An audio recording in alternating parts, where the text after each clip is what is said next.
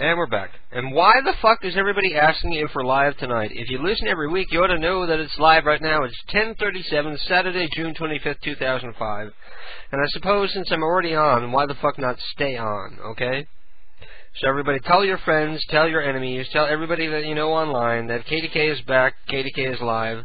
I guess the hiatus is over because I've gotten over my depression that was brought on by the foreclosure drama. So, I'm ready to take over the reins of the show again. And we're back from summer break. So is this officially season 2? Or season 2? Season 4. 4! Yeah! We're going on year number 4 on this shit. I know, it's amazing. I never fathomed, like, when I was doing Alternicast, that I would be doing this shit, like, 4 years from now.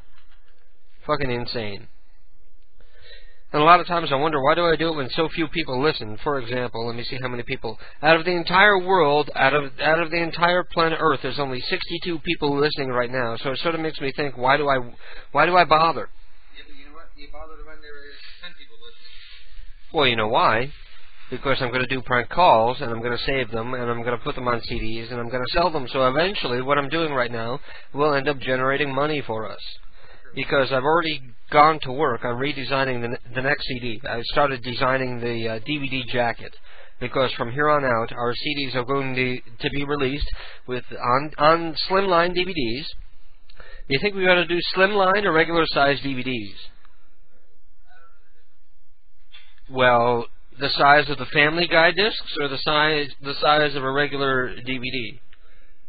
Because the spine is a bitch. You can't fit anything on the spine when it's that size. So we might go with full-size DVDs. It doesn't really matter. And the only reason why we're doing it that way is because, number one, it's easier for me to just print up one sheet in full color for a DVD jacket rather than print up a booklet and a tray insert and all that shit for a CD. Besides the fact that a jewel case is like fucking glass. Any jewel case I would ever mail to anybody would end up getting fucked over by the Postal Service and show up cracked and shit. Yes, doing a Jim Carrey. Yeah, exactly. From the Postal Service doing an Ace Ventura Pet Detective on it, it would end up all smashed and shit. And a DVD will protect your CD better.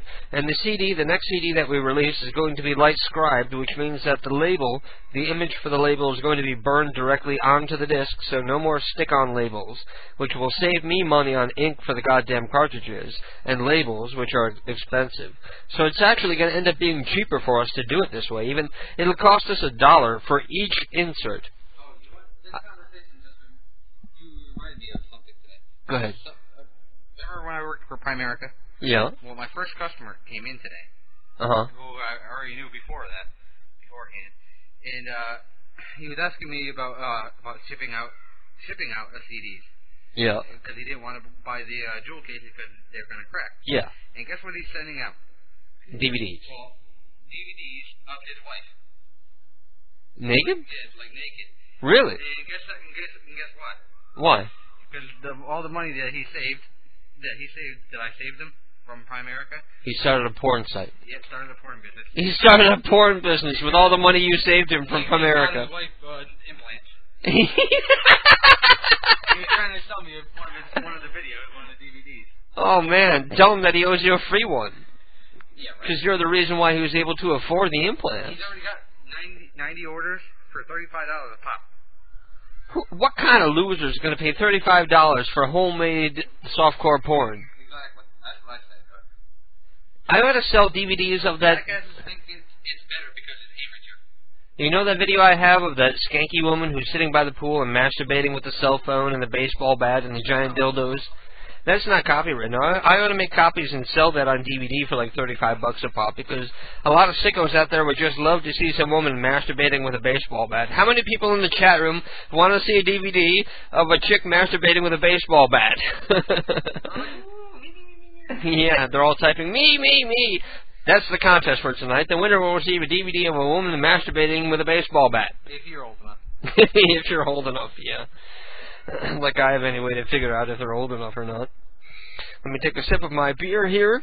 And I realized, like, during that last song that I didn't record the beginning of the program, so during the archives, this is about where the show is going to begin. So, hello, everybody, and welcome to KDK's Lunatic Fringe. It's 10:42 in the a.m., Saturday, 6/25/2005. Okay. Can we do something? No, I didn't mean that. He turned around and dropped his trowel. I want you to tell me things that I do that bother you and you wish I didn't do. Why? Why? Because you're going to tell me things that... Exactly. This is like a marriage counseling thing. Damn you. Why on the air? Because it's better that way. They're saying Jerry Springer. What? They're saying Jerry Springer. There's got to be some things that I do that bother you that you wish I wouldn't do or wouldn't do so much. Yes, that thing you do with your ear. What do you mean? That... You mean when I'm trying to clear up my ear canal? Yeah. I haven't done that in like forever. No, but yeah, you haven't done it in a while. That's just like the most vile, disgusting noise I can think of. Okay. Okay, now you go. What else? Now you go. What else? No, now you go. We'll go one for one. Okay, I think you play games too much because all you ever do, like today when you could have put the laundry away and then gone into work and come home early so I didn't have to go and pick you up. You sat home and played Diablo for like 4 or 5 hours. No, there's a reason why I didn't want to go into work early. Why? Because the back room was full of shit today. And if I went too early, then I wouldn't have been able to move But you around. still play games too much. Yeah, I do.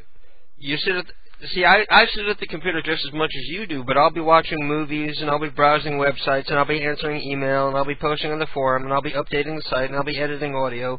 But you'll be sitting there playing the same goddamn game for 8, 9 hours on end.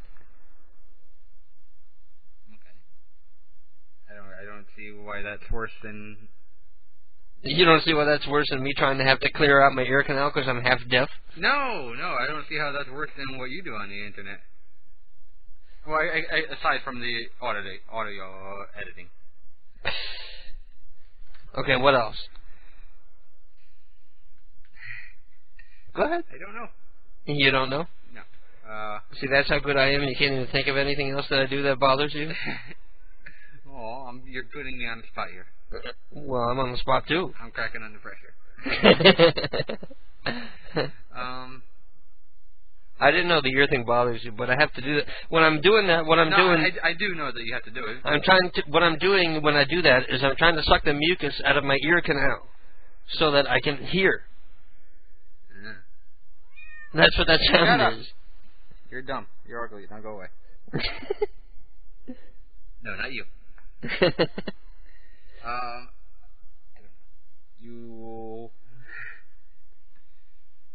know. I really am pretty easy to live with, aren't I?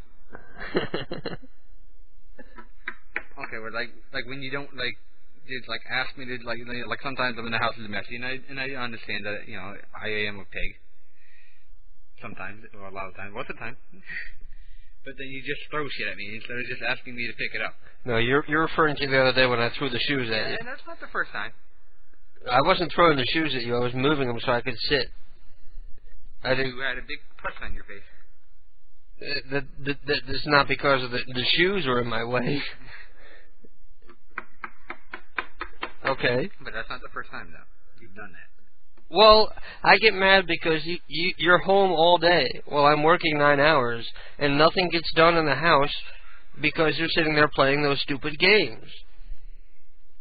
And we have 1 million games. You have 100 games for the PC, and there's like 50 games for the PS2, and there's like 3 games that I like for the PS2, and I never play it. And a lot of times when I buy a game, you end up playing it so that I can't, like Dungeon Siege. It's like 2 years after we bought it, and I'm just now playing it because you've been whoa. You've been playing it all this while. No. Let's go back on that one, okay? Because I didn't play that until like at least a year into owning it. Yeah. You had a whole year to play that. I started it. I didn't like it, and you know what? I still don't like it. So what are you complaining about? It's like a bad version of Diablo. I just don't like it. Yeah, but now I'm playing Diablo. Yeah, now you're playing Diablo. The only other game that I like that we have. Well, all you have to do is tell me. And that's another thing that bothers me. I can't play Diablo online because you lost the serial number for what is it? Lord of the Lord of Destruction, yeah. I can't play it online because you lost that cereal. Next time we're in Walmart, we're spending $5. It's not $5. The thing is still fucking $30. No, or at least 20. Expansion? Yeah, at least 20. No, it's Lord of Destruction. Yeah, but that thing itself is like 4 years old. It's Blizzard. Their shit is so overpriced it never goes down. Diablo is still probably $20. It's probably both. Yeah. The set is actually $29.99 for both of them. Yeah, $30 for both games. So that's $30 that we gotta spend because you lost the sleeve. And how hard is it to keep track of a sleeve when it's the only black one?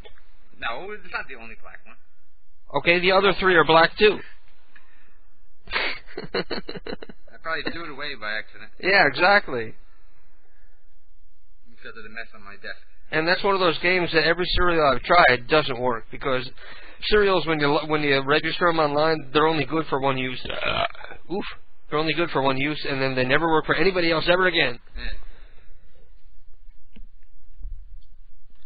Oh, I know. I've tried it. Yeah, I know. And what sucks about it is you don't know it doesn't work until you fully install the thing and try it, and then you had to uninstall the whole thing and try it again. All the ones I've tried to use wouldn't even pass. Oh, really? Mm. The ones I had would pass, and then when I tried to go online, it says somebody else is already using this, so you can't use it. Oh, well. What else do I do that bothers you? But you can see why I get pissed when the house is dirty, and I've been at work all day, and you've been home, and you could have done something to clean the house, and it would have only taken like an hour or less. But you've been all day on the computer playing a game. You can understand how that would make somebody mad. I do understand.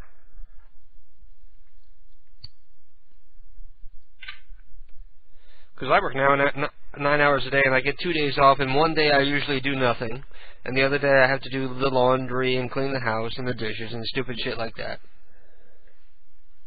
All the stuff that didn't get done, but you could have done. Yeah, I know. You've been very good about doing the dishes lately. And you put the laundry away today, but I had to tell you like 3 or 4 times. No, because when you came in, though, I was just playing. I was just logging off. And I was killing Indario. I was killing Indario. I was busy. I was killing Indario, and once I killed Indario, I was planning on going off anyways. That's the end of the act. Okay, so what do I do that? What else do I do that pisses you off? That's about it. That's about it for me too. Aside from the fact that I don't get laid enough.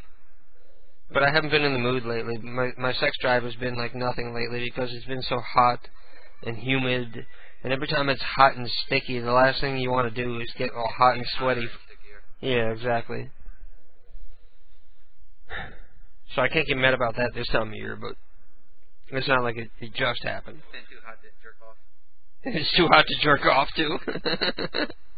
That's another thing that bothers me, is you'll masturbate even though I'm sitting out here in the other room and we haven't gotten laid in like a week, and you're in the other room jerking off. Yeah, because sometimes I would just rather just click ding ding ding ding done, you know? Yeah, because you don't care about me and my needs. My needs! I sound like such a chick. You're not sensitive to my needs. I got 2 hands. That's not good enough. Okay. Just like it shouldn't be good enough for you. Okay, get the crab girl and she'll have 4. Get the crab girl, yeah. Crab girl is 7, 8 years old tops. Crab girl is jailbait, at least for another couple of years. Then I would consider a date with crab girl.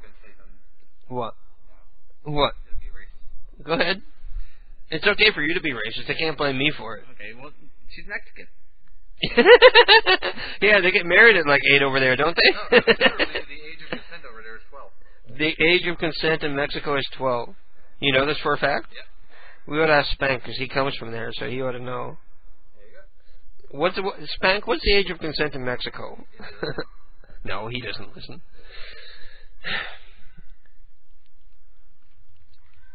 Yeah, I remember coming across, it was like a list. It was on a free call. A list of ages of consent per country? Yeah. In Mexico, I remember Mexico being the lowest one at 12. That's why every time you see in the paper, like, some 30-year-old Mexican having sex with some 14-year-old girl, and he doesn't understand what he did wrong. But it is true, you know, most girls, if they're like 15 years old, or... Actually, no, that's not true, because women are fucking insane until they're at least 20. The age of consent with a woman ought to be like 20, 21, because they're fucking nuts until then. They're not capable of deciding who they want to fuck. They're just like, I'm either going to fuck this guy to make my parents mad, or I'm going to fuck this guy because my dad touched me.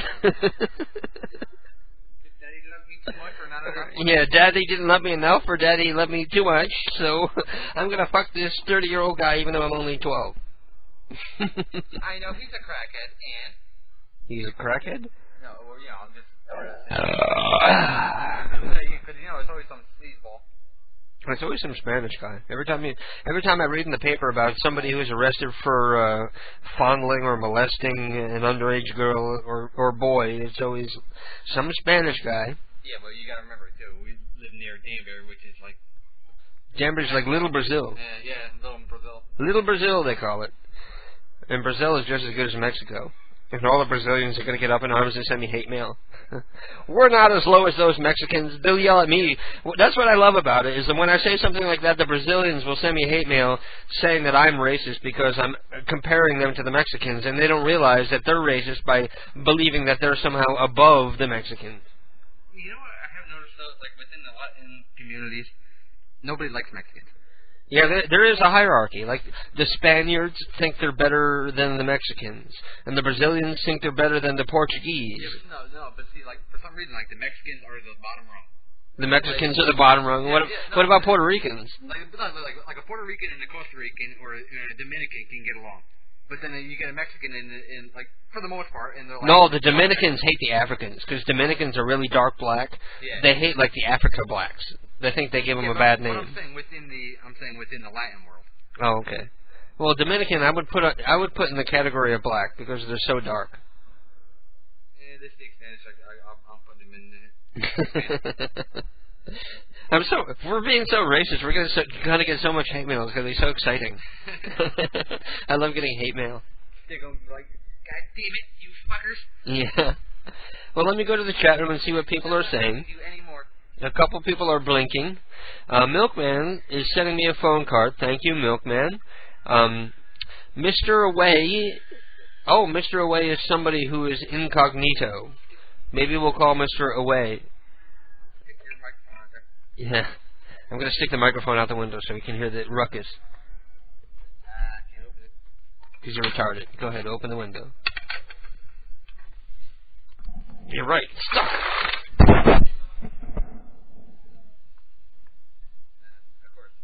Yeah, of course, now they're being quiet.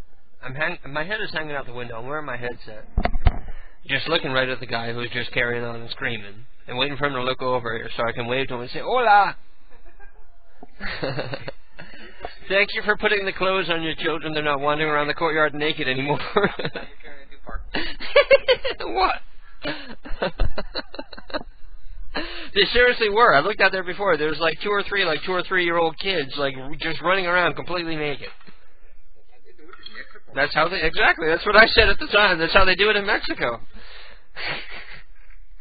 But around here, we got a crazy neighbor Dave who's probably a pedophile. Okay, but the thing I don't understand is about all foreigners is that why do you come here to America if you're not going to be an American? Well, yeah, that's true. Because their country's a shithole. Yeah, but okay. There's a reason why they're a shithole. Because it's the way people, are living there. You're right. Like the people who took the screens out. As soon as they moved in, what do? They take the screens out. Yeah, they took the screens out of the window. So you can get bugs in your fucking condos? It's not a big deal to have bugs in your house in Mexico because nobody has screens or windows. Yeah, but see, it's the whole purpose of moving to America is for a better life. Yeah, but... Not to live like you did over in Mexico with 10 people in your house. How great would the world be if everybody who was unhappy with their country stayed in their country and fought to make it a better place rather than move someplace else and bring everybody else down? How great would the world be? And they not pay taxes, they didn't get busted for your crab tax. We were talking about that earlier tonight because these people they're probably illegal aliens because they can't speak a word of English and there's no way they're going to pass any kind of citizenship test. And mind you, as soon as you Pardon me while I sound like Jim Leahy over here. Mind you, as soon as you open up the door and in their place, you can see just a bed sitting there right in front of the front door. No frame, just a mattress on the floor. Well, hey, come on, we can't touch that one. Well, no, our bed is on the floor because I have one of those padded mattresses, and if we had a frame, the bed would be fucking 4 feet in the air. I've had it before, and I used to have a frame, and I threw it out because the bed was fucking 4.5 feet in the air. You'd have to climb into it. Yeah, but, my point is there's so many people in there that there's a fucking bed right as soon as you walk in front of them. Yeah, a bed in the living room. They got beds in the living room. Because that's the way things are done in Mexico, because they got 80 people living in a one-bedroom apartment. Paying $20 a month for rent. Yeah, paying $20 a month. The problem I have is that they come here to make money off of illegal jobs so that they can send money back to their families in their godforsaken country, which brings down our economy because they're not pumping it back into the system, because that's the way our economy works. You work, you make money, you spend it in the system, and it makes the world go round. But if you're sending it outside of the system, it just brings everything down. Well, see, actually, me and one of the girls, well, I can't even say girl, but lady, Staples, who I work with, we were talking about this a couple of days ago. Not only do they send their money overseas, well, or wherever the fuck they're from, but then they're also stealing jobs. Let's say an American's not going to work a landscaping job for $8 an hour, right? What American wouldn't work in a landscaping job for $8 an hour if they were down on their luck enough? Yeah, exactly. If they're down on their luck enough. But without them, a landscaper wouldn't be getting paid $8 an hour. They'd be getting paid $12 an hour. Exactly. Yeah. It's a vicious cycle. And then they don't pay the taxes, yet they get the American services, though. What we were talking about earlier in Ventrilo that really pisses me off is the fact that Crab Girl here is the only one who needs that special retard bus who comes here with the hydraulic lifts. She's perfectly capable of walking up to the bus and stepping inside. But if you ever see the bus come and pick up Crab Girl, they wheel her out in a wheelchair. They roll her onto the ramp, and the ramp forklifts her into the fucking bus, and then they go. And it's like a whole 20-minute process when the girl could very easily walk up to the bus and just get in on a normal bus. But they have to have this special bus just for her that all the taxpayers are paying for, and we would have no need for this bus without her. This town had to buy a special bus with a hydraulic lift, a special short bus just for this one girl, who's probably here illegally. Well, no, I'm sure they already had that. No, they don't, because there's nobody else on that bus. Have you ever seen her get loaded into that bus? She's the only one there. Yeah, well, no, I'm saying she's the only one going to school on that bus. Yeah, but I'm saying I'm sure they've already had it before for somebody who went to school previously. Probably not. Probably not. Probably for that kid. Remember the flipper guy? Probably for him. No, because he can walk. If you got flipper arms, doesn't mean you can't walk. Sure. And no comments about flipper arms either.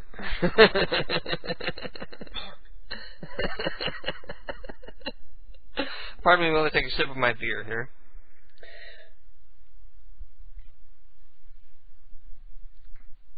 But you realize they have to pay a bus driver, and they pay a special person to operate that hydraulic lift aside from the bus driver. So there's two people that are paid, as well as having to have bought the equipment to get this illegal Crab Girl to work.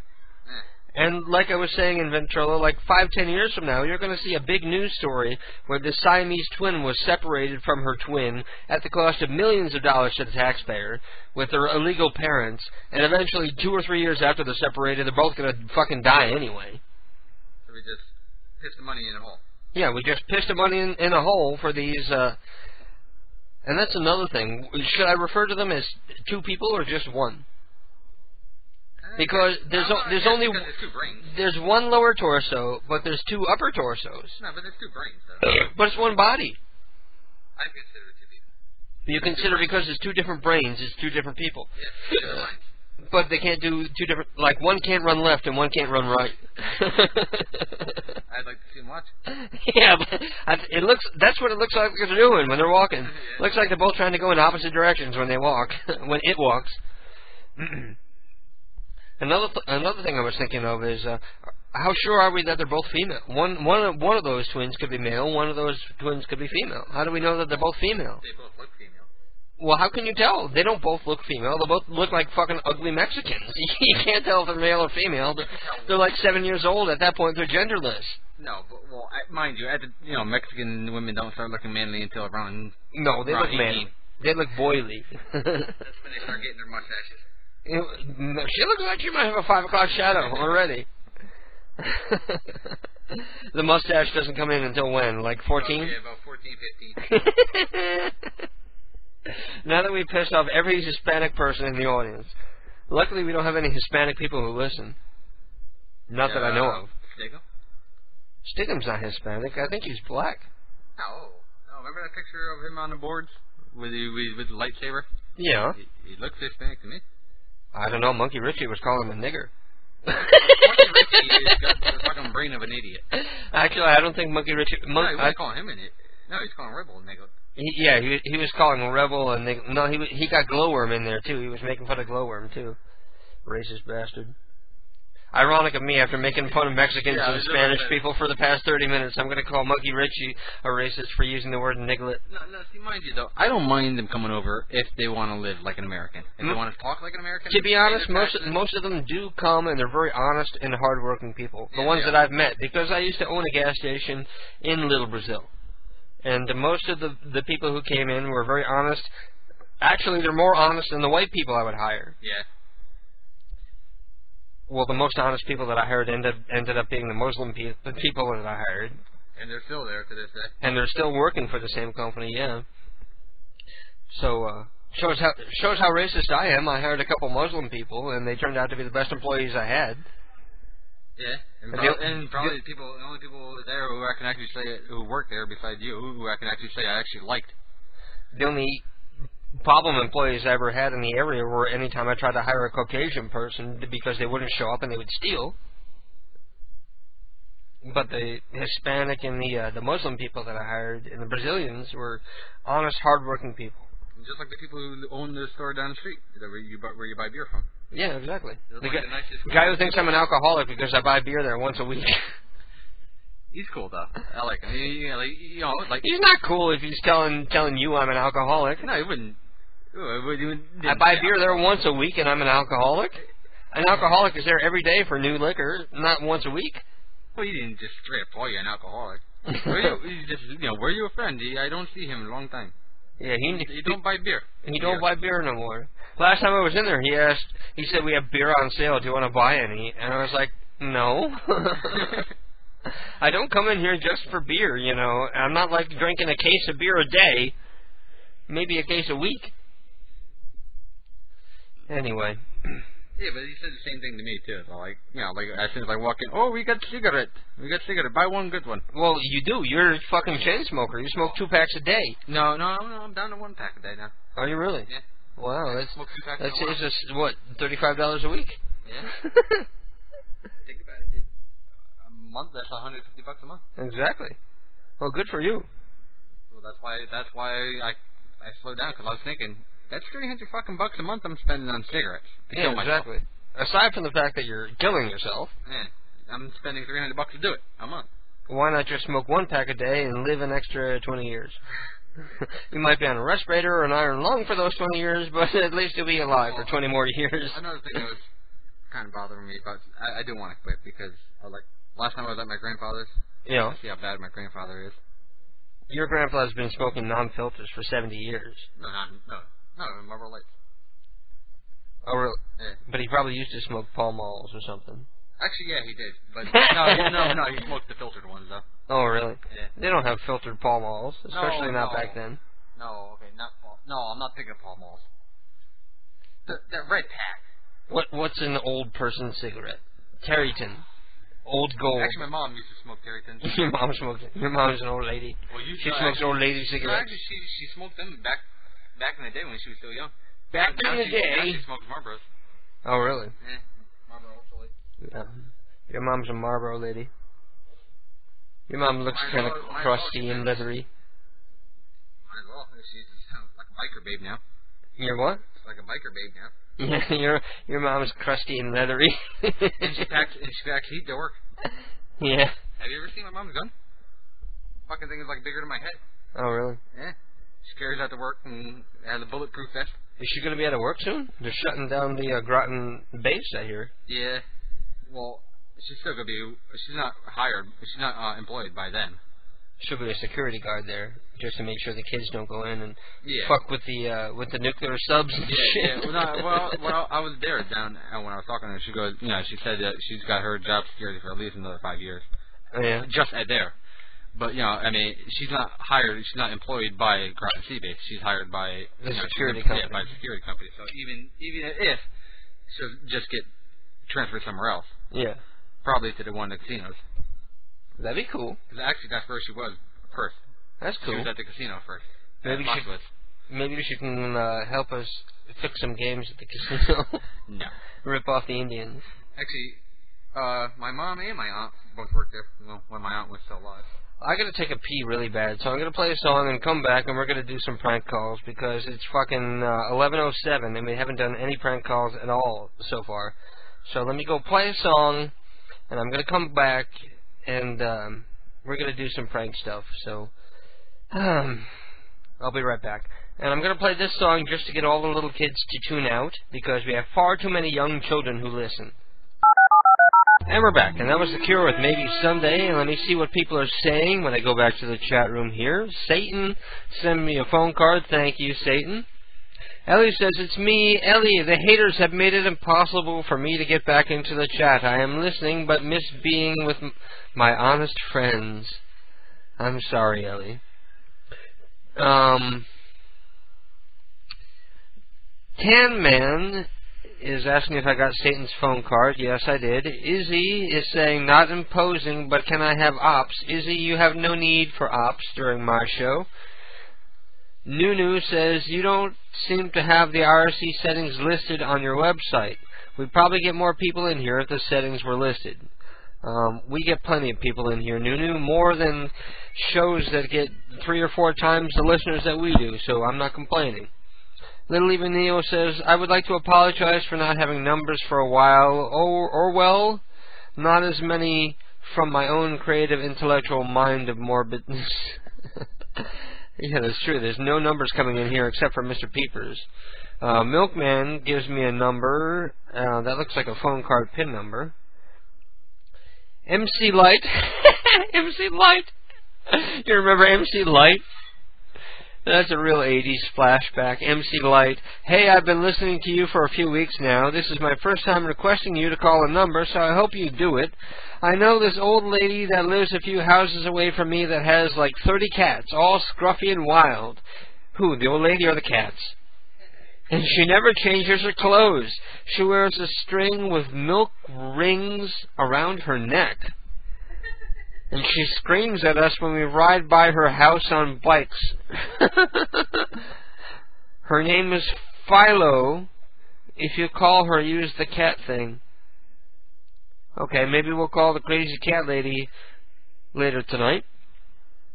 Mr. Peepers is here. He says if you still need a phone card, then he gives me a phone card number. And then he gives me the phone number for Walter Ben Gay, Jimmy A. and Sharon Gay, Jerry Toole, Jimmy Toole, Steve Dumpert, Francis Asaf, B.C. Bulla, James Bullard, Beatrice Bullock, Alton Holman, Bernice Holman, Neil Fuchs, Pascal Horney, Denise Dickens, Charles Dickens, Jesse Cox, Samuel Cox, Hilda Deadweiler, Marlene and Michael Killa, and Brian E. Punk.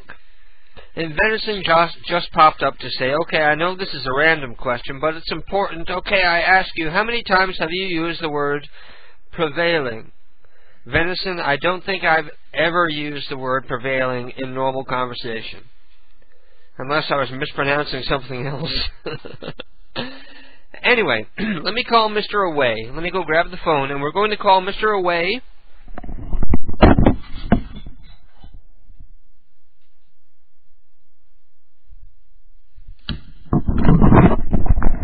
And Mr. Away is, of course, our good friend. Can you guess who it is? Who is Mr. Away?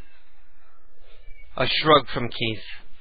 Mr. Away is our good friend, Sean Ward, everybody. Everybody, Sean Ward. We're going to call Sean Ward. Phone the neighbors, wake the kids. We're going to call Sean Ward.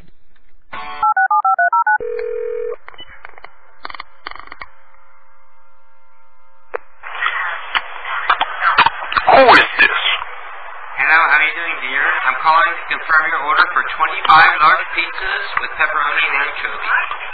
Who is this? This is Domino's. I star 69 you. I never pick up my phone. How you doing, man? I'm chilling, you know, working on some fucking comic book shit. I'm sorry to disturb you while you're drawing panels. That's alright, taking a little break, you know. There you go. You know, take a little break for the PCU. It's important to take a time out during your important business. Well, it's also important to take a break for the PCU when everyone gets the opportunity. Yes. That's right. I gotta say, Sean, I'm very impressed with the new pics that are up on your site, man. The new pics of what? The new pics of you with the new haircut, you're one sexy MF. AMF? No, MF. Oh, word up, word up. Which pics are you looking at? Because I haven't put any pics up in a little while.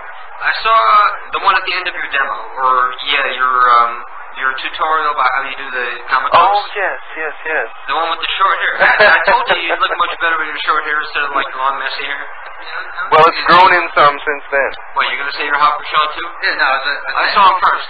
I was at your site, this morning. This is actually one of the first times I've gone. Sorry, my bad. That's all right. But yeah, you look nothing like what I would imagine you did look like. Well, how would you have imagined me?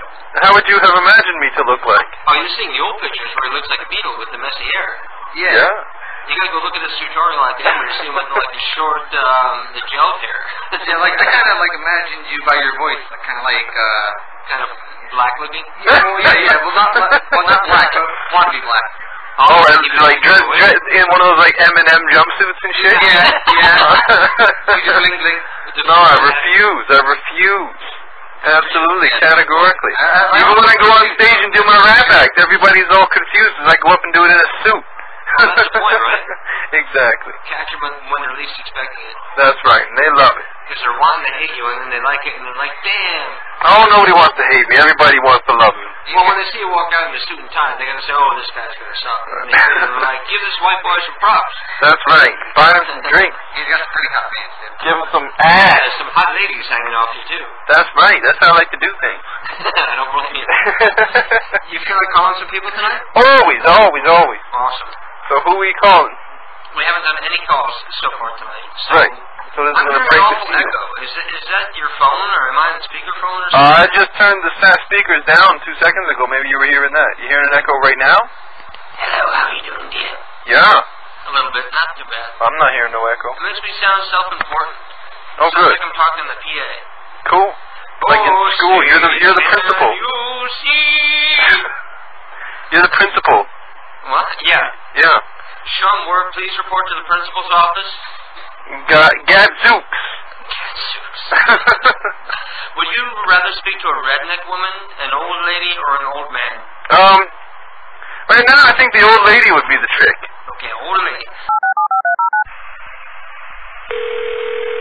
Hello?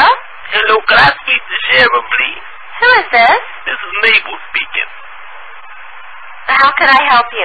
Oh, hello, Sharon. I was just calling on behalf of the community center to find out what you was going to bring to next weekend's potluck, because we're taking down a list so nobody I brings think you've got the wrong number. No, this is Sharon, right? No, this is the wrong number, and this is 11 o'clock on Saturday night. Listen, you put Sharon on the phone. Listen, you is Sharon. You stop playing games with me. Had it up to here. She doesn't even know what time it is. It's not 11 o'clock. It's 11:26. What a fucking hooer. Jeez. I have an old redneck lady at the phone number for Jerry Toole. We don't know her name, though. Okay, we'll call her up. Okay. Old redneck lady. Old redneck lady, alright.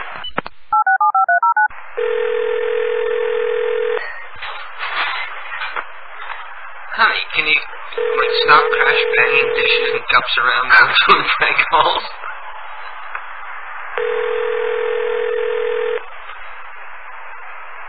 I no one there. Oh, I think we're going to voicemail. That's alright.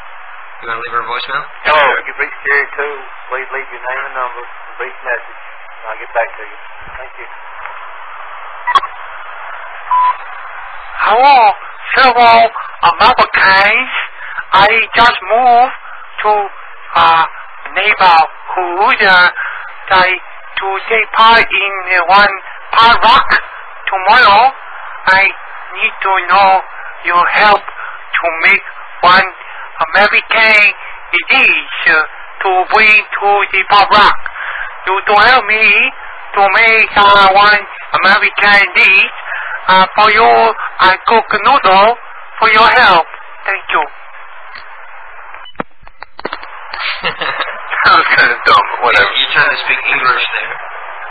That's right, English. Okay, do we got any more people to call? That's our website. It's English.com.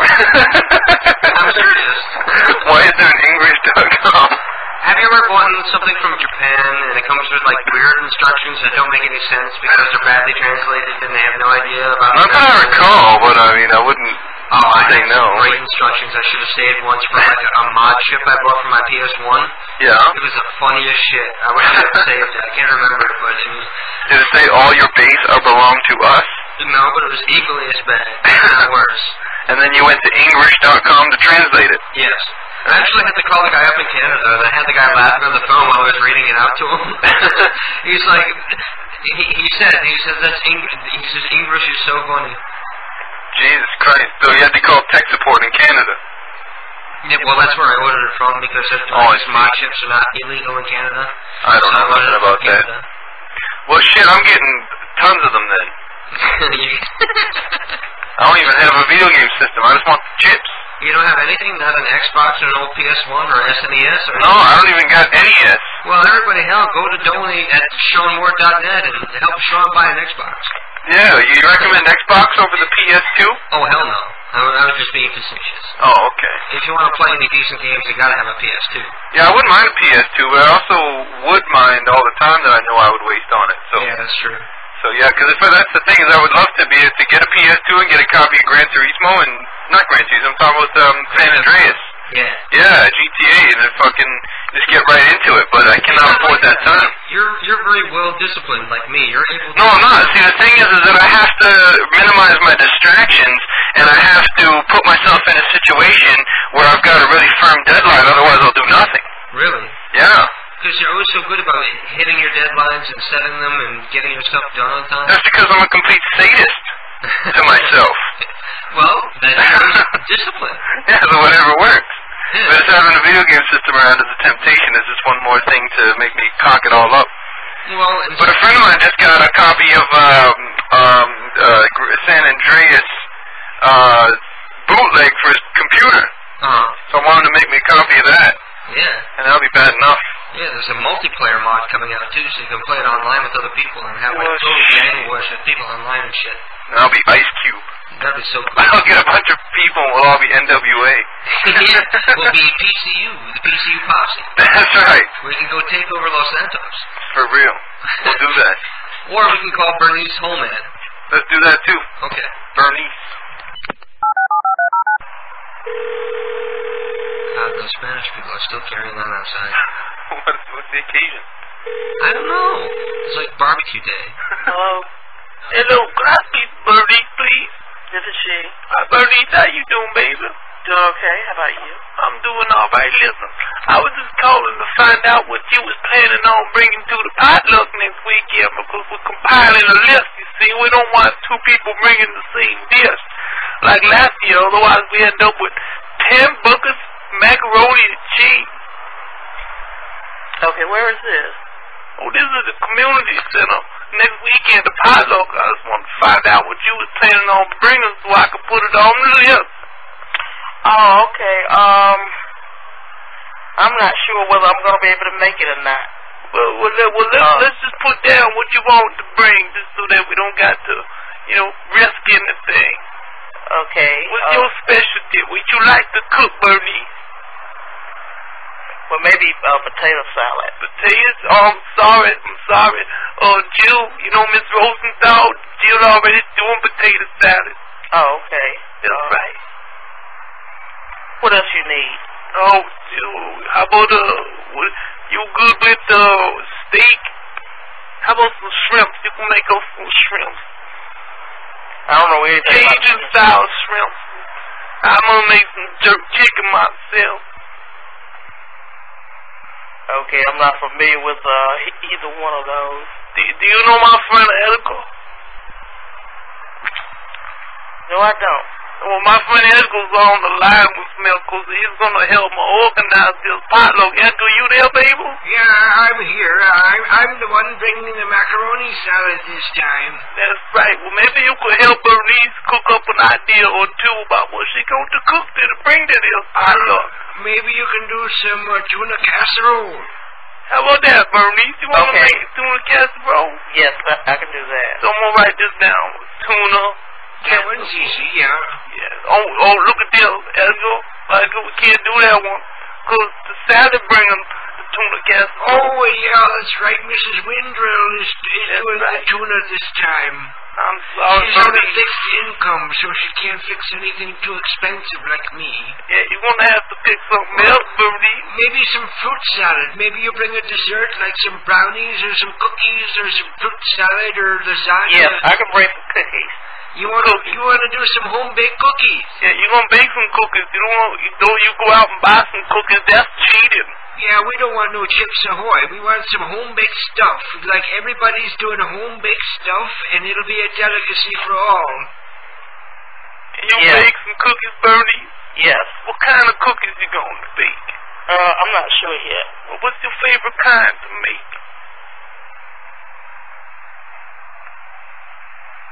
Hello, Bernie?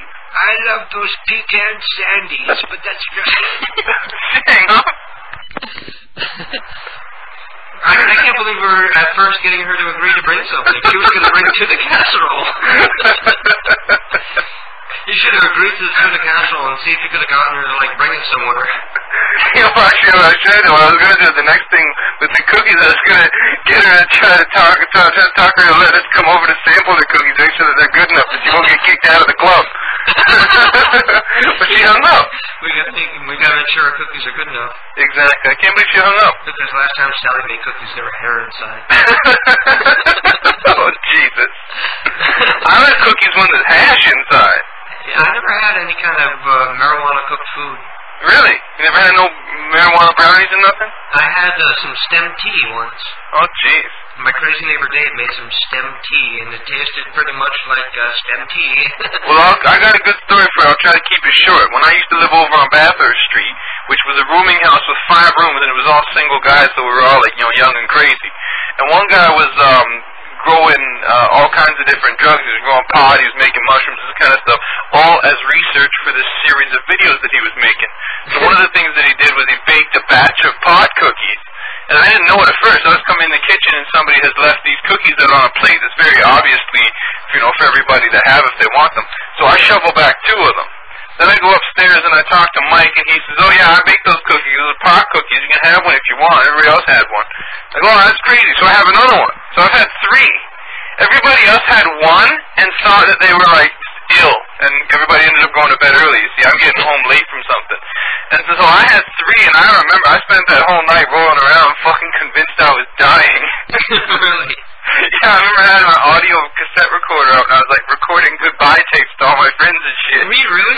Yeah. Did you save that shit? I still got it somewhere, yeah. That'd be so great if you could code that and put that on your site. Oh, yeah, that's good. Here's to click to see me on the news. Click to see me on MTV. Click to listen to me thinking I'm dying. There you go. Yeah, I'll get ready. Maybe I'll play it on the show sometime. The first time I did LSD, I was worried about how I would behave, and I was afraid I would be out of control and I wouldn't be able to control my behavior. So I wrote a note and I left it in my wallet saying that I'm okay. All I did is I just did some acid and it just locked me up somewhere so I can't hurt myself. I'll be okay in the morning. Oh, geez. I remember I was all freaked out about how I was going to be on LSD, but then it kicked in and I was like, oh, okay, I'm still me. Well, it depends on how much you do. I did have some bad trips once. Oh, I've only ever done it once. And that one time was lots of fun. I had a bad trip once because a friend of mine met somebody who was going to sell us some LSD, so we go over to his house to try it. And I found out after I took the LSD that they were using us to test it to see if it was any good or if it was bad stuff that was going to make you go insane. Never good news. No, never good news. And then my friend went a little trippy, and he was hanging out with the people at the party, and he was getting a little weird. And he walks up and he says to me, "I don't need you as a friend anymore. I have new friends now." So he's ditching me at this party where I didn't know anybody, and he knew a couple people there, and he's dancing and partying and stuff. And then he goes to leave because he wants to go to the liquor store and get some booze. Oh, great. And on his way out, he backs into some other guy's car. So he's trying to drive around peeking on this fucking acid. He was peeking on acid. We were both peeking about the same time because we took it at about the same time, and we were both about the same height and weight. So he's trying to go to the liquor store because he's jonesing for beer out of nowhere, and there's no liquor at the house. And he backs into this guy's car, and this guy turns out to be this big, fat, overall-wearing redneck with a beard and shit. He's got a red beard, red-headed beard.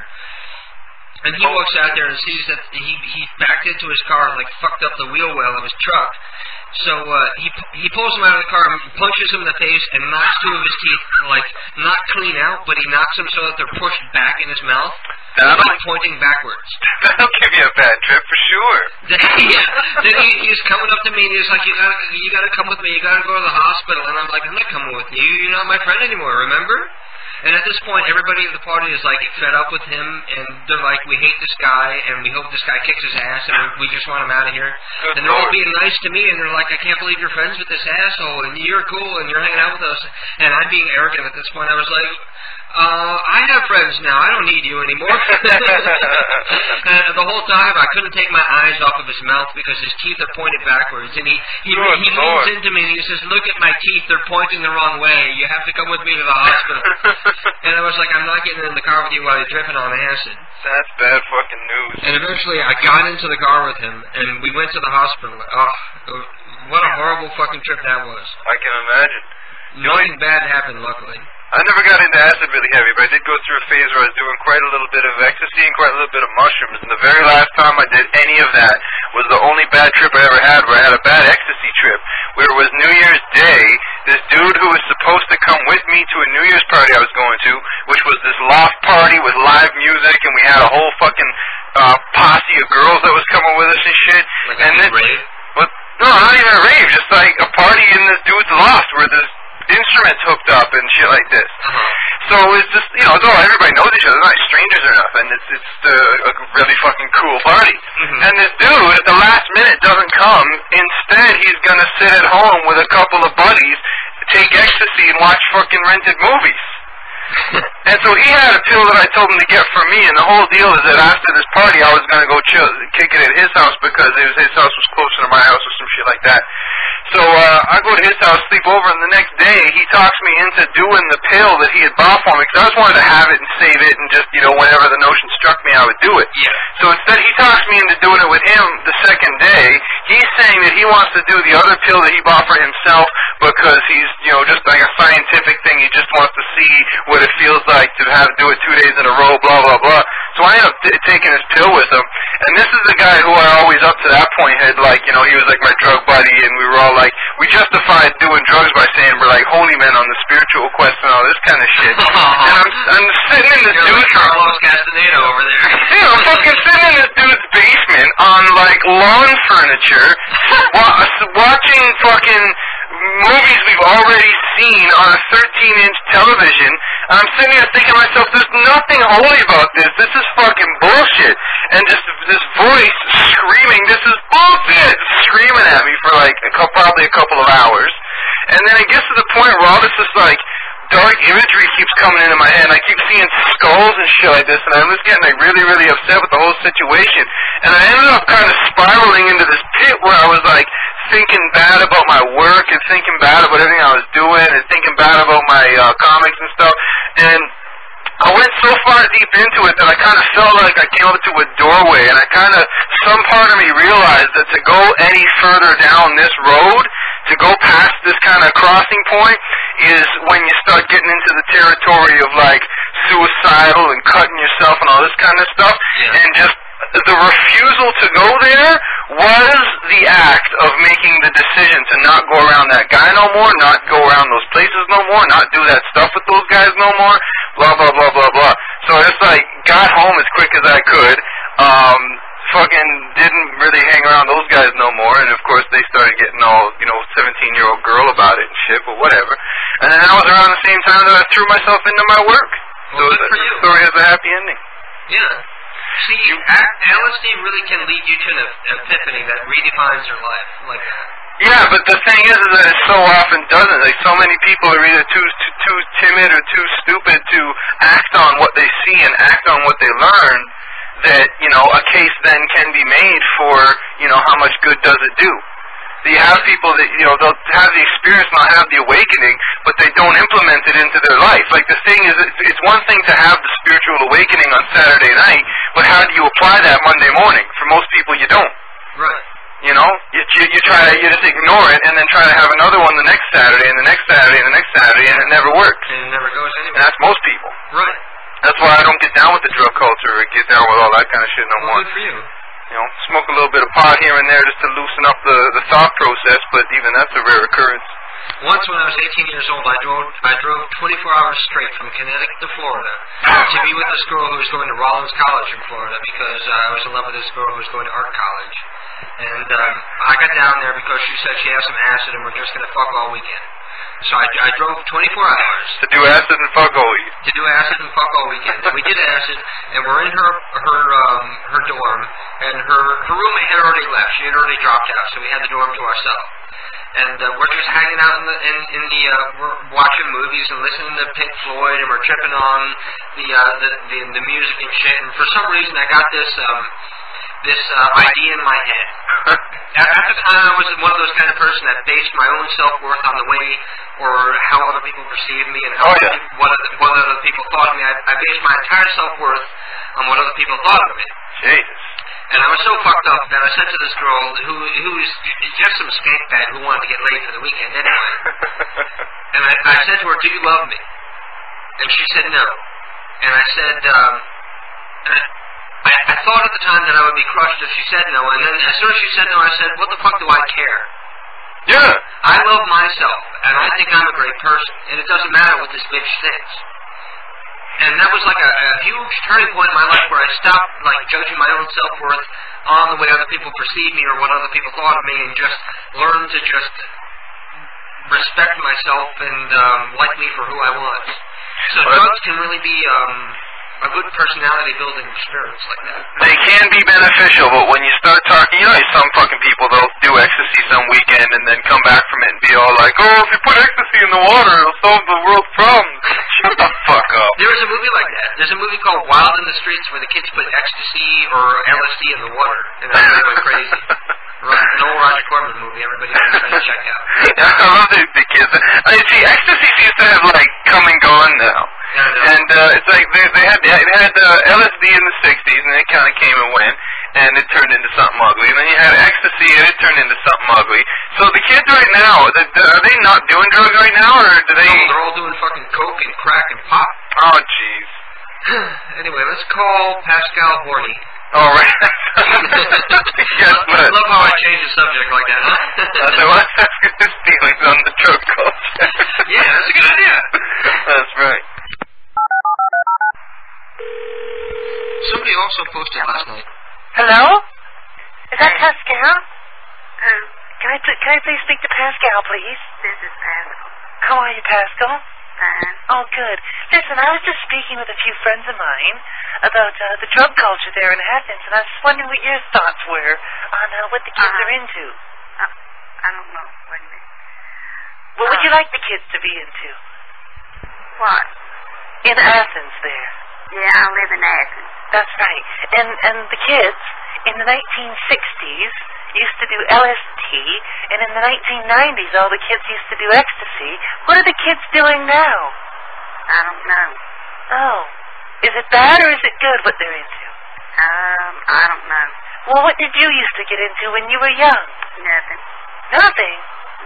Not even in Athens? Nope. Oh, my God. Well, that's good, though. Well, would you like to try something this weekend? No. I could bring it around. No. I'm only kidding with you, Pascal. I'm only kidding with you. Okay. So let's watch a movie. What do you say? No. Can I bring a movie over? No. Come on. No. Why not? I don't want to see one. You don't want to watch a movie with me? Nope, I don't even know who you are. Why not? My name's Amber. Amber Rose. Yeah, Amber Rose. I still don't know you. Oh, I really think we should get together and feel each other out. No, thank you. Come on. I'll let you touch my kitty. I'll let you touch my titties. Oh, it's too great. Jesus Christ. So explain to me what's going on. Let me make sure she's gone first. Explain to me what's going on with your comics. You're still doing them the same as they were before, except now you're being distributed worldwide. Almost. It's in stages. So I'm doing 2 more that are going to be like the other ones, except the paper is going to be a bit nicer because instead of me doing 100 at a time, I'm doing 2,000. Holy shit. And we're going to give them out all over the industry and sell them and take them to Chicago and all this kind of stuff. And they'll be footing the bill for that. That's right. Well, taking it out of sales, right, but whatever. They're still going to be black and white. Exactly, for now. So we're going to do that, and we're going to have 2 more comic books in the old format come out. It's going to be a 2-part story, a cliffhanger, and it's going to come out in July and August. And then... Oh, really? That's a hell of a deadline. Yeah, exactly. That's why I'm working hard. Holy shit. And then, that's 2, right? Like, boom, boom, back to back, I got to get done. Yeah. And then, so those are going to come out. There's a whole bunch of events over the summer that we're doing in Canada and the U.S., and to sell those. And then we're going to have those 2 books plus kind of like a greatest hits of the old black and white stuff come out around Christmas time in like a book. Oh, really? With a little bit of new novel? Exactly.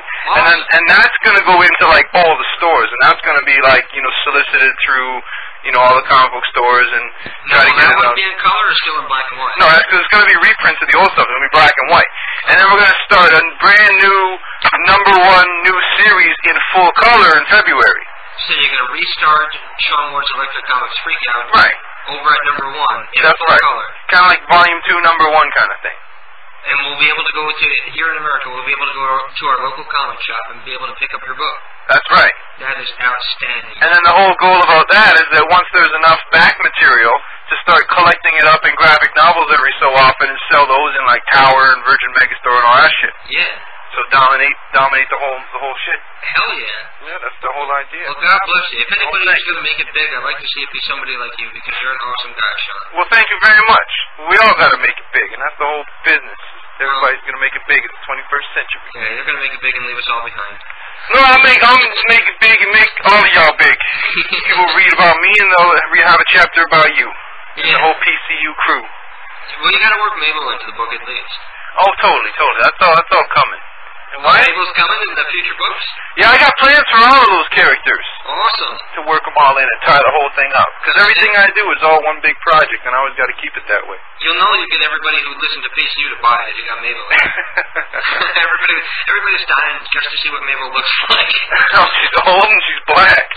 well, we know that, but we she goes to church. Specifically what she looks like, what she wears, what she does, where she lives. Lots of floral dresses. A big sun hat. Well, don't give too much away. She wears lots of sun hats. That's right. Yeah, she wears wigs like the ones I see at the restaurant. That's right. And lots of gray hair, big, huge-ass lips. And she always looks angry, even though she's not. She's got one of those, like, stretched-out mouths. Yeah. You've drawn her already. Yeah, a few times. Oh, awesome. That's right. But I'm getting hungry. I'm going to go cook and listen to the rest of the show. Okay, peace out, Sean. It was great talking. Tell everybody else to go to the SeanWard.net and watch, if you haven't watched it already, watch my new movie called The Sean Ward Method that shows you how I make a comic book. You can go to the comics section and watch that shit. Yeah, you get to see the sexy Sean at the end. That's right, the sexy Sean at the end, you got Batman and fire-resistant Batman and Disco Fever Batman. Well, you got Sean Ward, then you got sexy Sean Ward. Yeah. Like that. All right, so everybody check out SeanWard.net. And listen to the show tomorrow, right? Yeah, it's still in repeats right now, but listen to it because it's oldies and goodies. Oh, of course. That's right. Okay, so we'll talk some more later on, man. Okay, peace out, bro. Bye-bye. And everybody, that was Sean Ward from SeanWard.net. Get your ass on over to his site and buy some comics before he's famous. Because let's face it, someday Sean Ward is going to be famous, and those comics are going to be worth a lot of money. And you can buy them now for $5. Plus, I believe, I think I read on the site somewhere that if you buy more than $5 worth of merchandise at showmore.net, he'll do a sketch for you. A personal one-off sketch that nobody else will have, and imagine if you had like a piece of artwork that belonged to somebody who was like Bernie Wrightson, or somebody who was just starting out in comics way back in the day. It'll be valuable someday. You'll be able to make some money off this shit eventually. So go to SeanWard.net and buy yourself some comic books, and make sure you get the free sketch that he's giving away for a limited time only.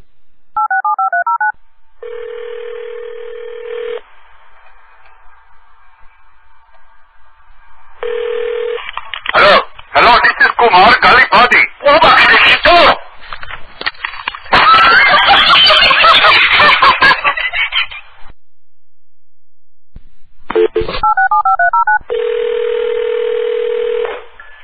Hello? Hello? Hello? Hello. Who is this? This is Jack. Uh-huh. Mi casa es demasiado pequeña, lo hace más grande. What did you say? I said my house is too small. Can you come make it bigger? Oh, I don't know that. You don't know? Talk with my friend. Say what? Hello? Hello. Yes, sir. ¿Qué pasó? Hello? Hello. Yes, sir. I want to talk to you. Okay, talk to me. I am talking. Okay, who's this? This is Jack. What do you want? Mr. Robato. Mr. Barato? ¿Qué? Okay, I'm sorry. What language you talking? I make up my own language. Mi casa es su casa. Eso sí que es. Hey! Hey. What's up? Huh? What are you doing tonight? You're so stupid. Who is this? Jack. Sorry, there's somebody else on my line. I keep hearing Spanish. Is there somebody else on the phone over there? Hello. Hello. Son of a bitch, put the telephone. Is there a son of a bitch on the phone? What?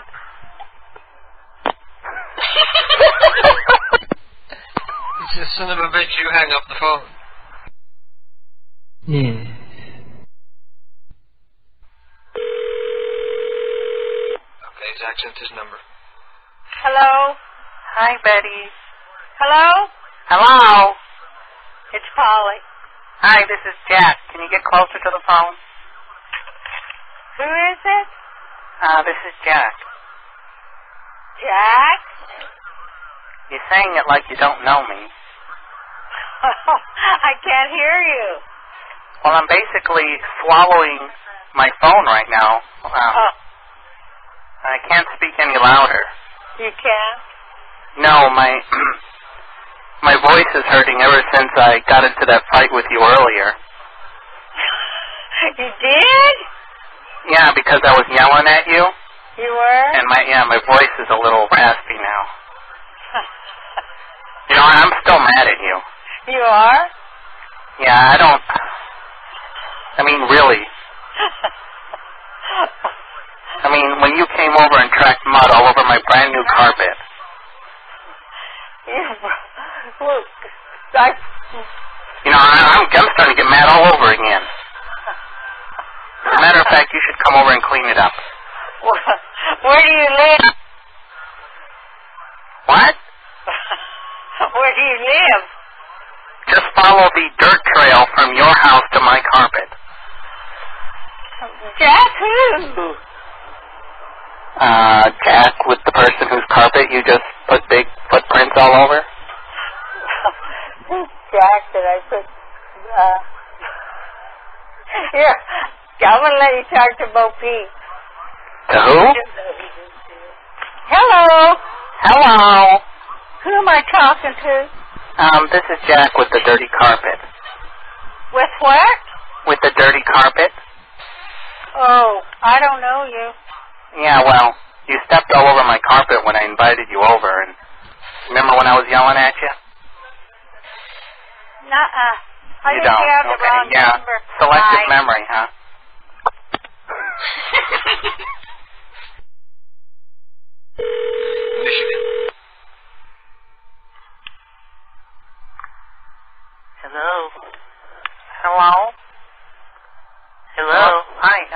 is Jack, and I'm calling you from the Environmental Health Administration,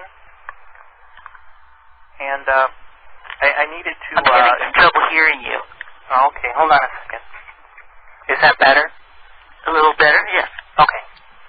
I'm with the Bureau of Environmental Quality, and it was brought to my attention that in your area there were problems with people in public places not properly cleaning themselves after using public facilities. And I was just wondering if, as part of a survey I'm doing, have you ever gotten sick after using a public facility? No. So it Are you calling from Mount Pleasant? Yeah. You are? Uh-huh. You're calling this late at night? We figure you'd be home now. For sure. Okay. I was in bed. So it's never happened that you were using a public facility and you got sick because of individuals maybe who don't clean themselves well? I didn't know if I did. You didn't know that you did? No, I didn't know that would have been the reason. Do you know that about 80% of people don't wash their hands after using a public facility?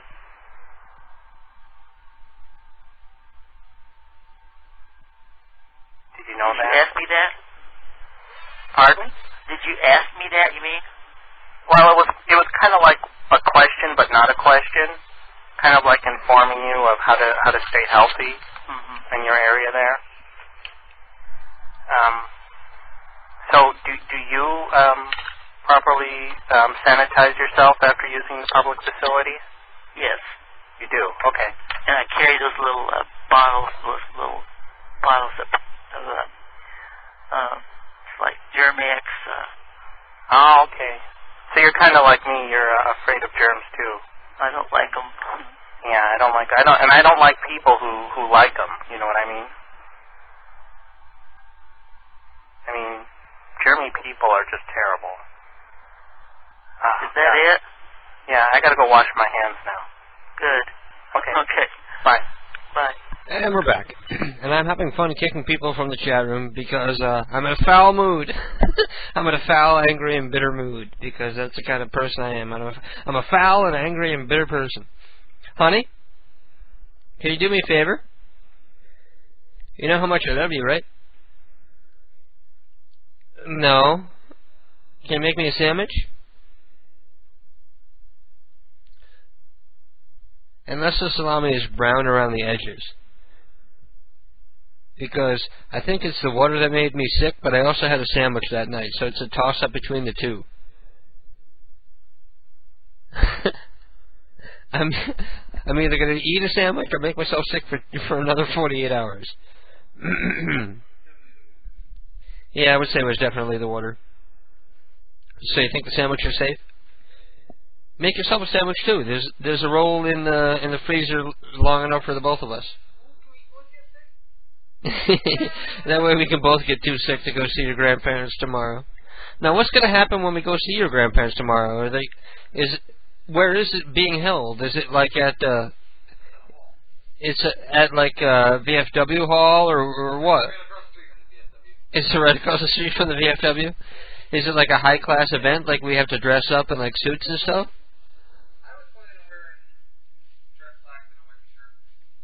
Okay. So, just slacks and a white shirt. So it's like a relatively casual affair. And what is it, like dinner or what? Yeah, you know how the old people like to eat dinner at like 4 in the afternoon. But they didn't ask us. Usually when there's going to be like a lot of people at a place and it's going to be like a dinner, they ask you like what kind of dinner you want, and they didn't ask that.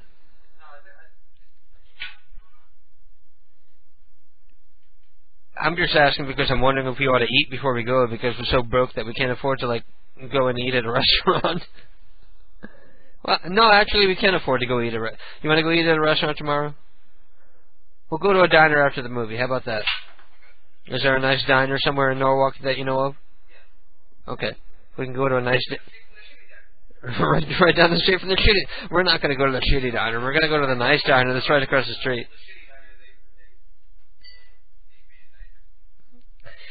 Yeah.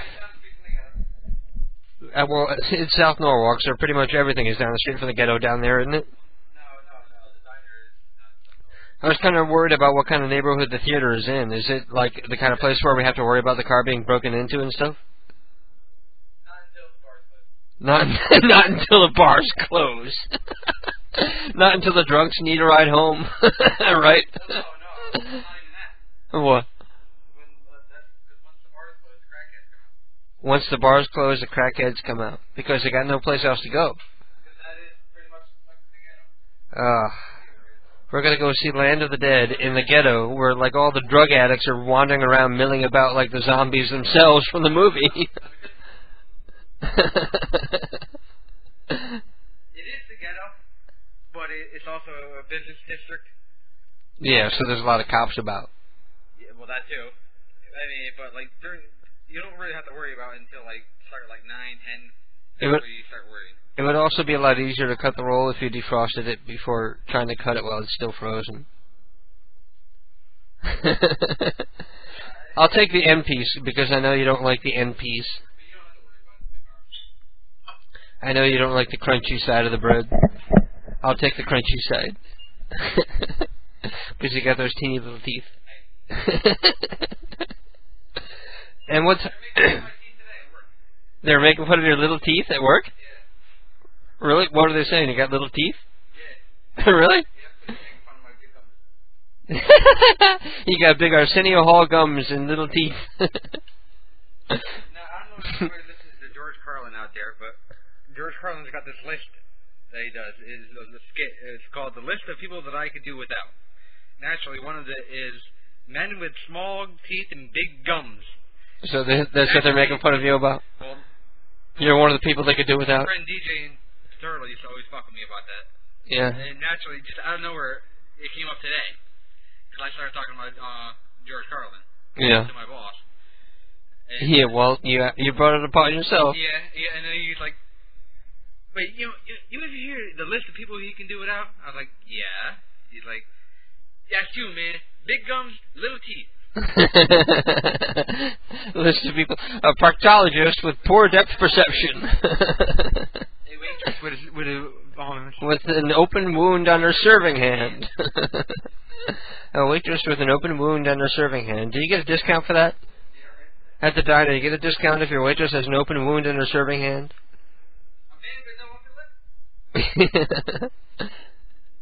Yes. Yes. Anyway, there's a couple of people blinking, so let me see what people are saying here. Mr. Peepers has more numbers coming in, only I can't remember where I left off. Actually, I do remember where I left off. He sends in recently confirmed numbers for Brian Punk, M.A. Ma Fanny, and Sandy and Leo Fanny. Milkman is sending me in a phone card. Thank you, Milkman. But you can save that one for next week because we have phone cards enough for this week. Tan Man has phone numbers coming in that he doesn't tell me whether they're confirmed or not. So that means I can't call them. For David Chappelle, David Cox. Oh, David Cox is confirmed. And Wang Chong. So the only one that he says is confirmed is David Cox here. And Goose is writing in saying, yay, lovely. Let me check the IMs now. And Ted is saying, you drunk all the wine? You drunk all the vodka? Well, I haven't drunk any vodka tonight. Or wine, as a matter of fact. And Ballard says, you should have said, it puts the lotion on its skin or else it gets the hose again. When it sounded like you were yelling down the well when you're on the phone with Sean Ward. Well, no, I don't drink wine. Let me say it like Bela Lugosi. I never drink wine. No, I can't. I'll get sick if I drink wine. I can't drink wine, period. The smell of wine will make me sick.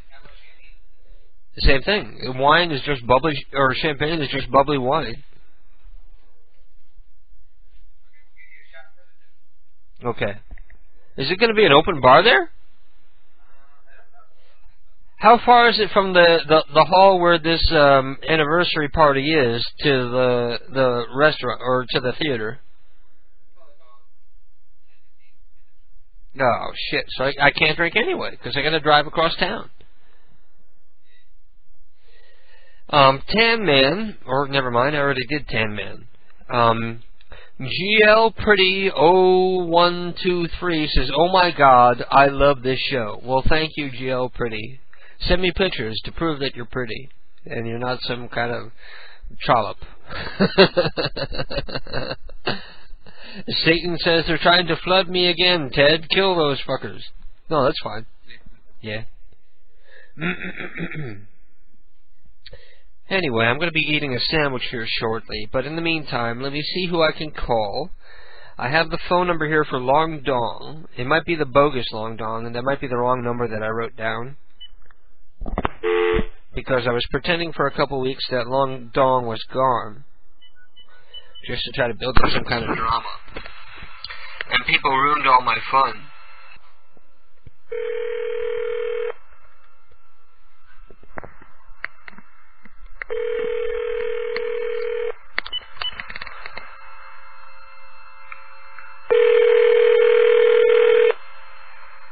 Hello? Hello, how are you doing, dear? This is Ed. I'm calling for Long. I'm sorry, you have the wrong number. I'm calling for Mr. Dong. There is no Mr. Dong here. Maybe it's Duong. Maybe I'm just saying it wrong. No, I'm sorry, this is a new number and the old number's been disconnected. What do you mean? What happened to Long? I don't know. I've got the phone number now. It was inactive for a while, and I've got the phone number, and I don't know what happened to him. I used to talk to him every Saturday. Well, I'm sorry. He's no longer at this number. Well, I guess I'm sorry for calling you, but I'm also sorry for wondering what happened to my friend Long. Sorry. Thank you. Bye-bye. Wait, don't hang. You bitch. Yeah, that was the fake Long. I wrote down the wrong number there. That's the wrong number, Long. You want to call the Three Brothers Diner with me? I have an idea for you. I want you to place an order and demand that all the French fries are of exactly the same length. You want to do that? Because they probably know my voice by now. They probably know all my voices by now. You know what? I'm going to call up and I'm going to tell them. Never mind. I'm going to spill the beans on myself.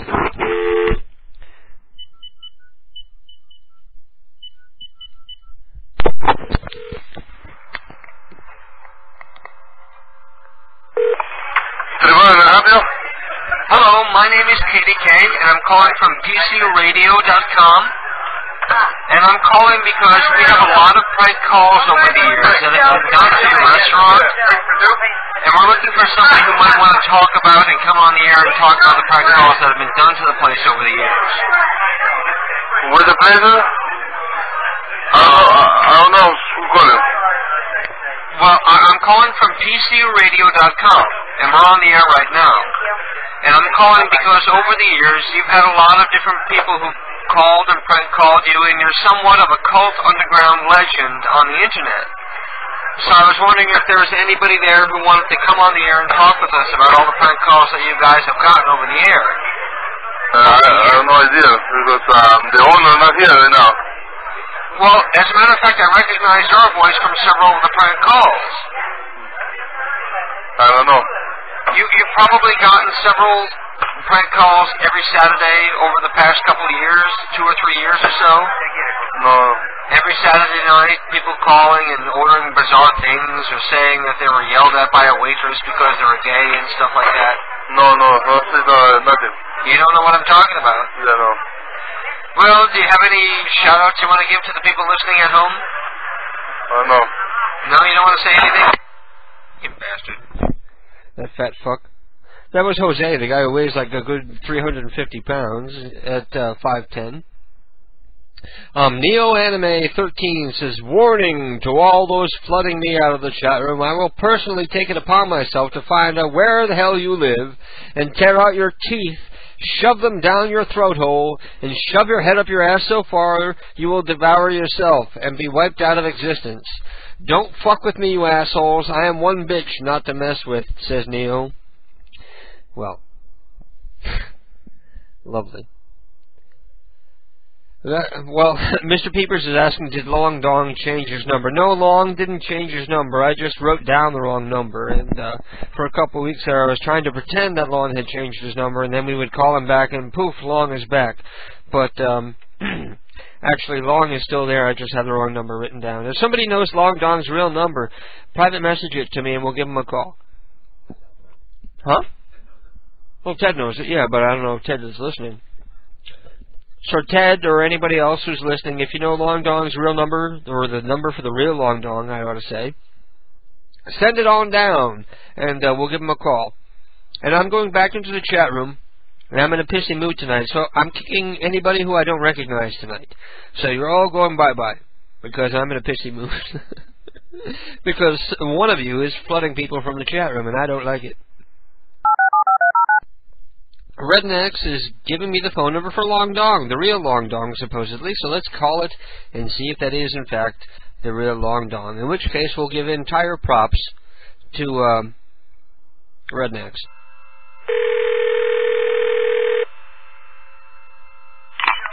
Hello? Hello. How you doing, Long? Mr. Dong. Who are you? My name is Ed, and I'm calling from PCU, and I'd like you to say, this is Long. Which Mr. Long? Go to Hawaii. Mr. Long went to Hawaii. Oh, yeah. No, that's you. I'm going to call him right back. Oh, come on, answer. Hello, we are not available now. Please leave your name, phone number.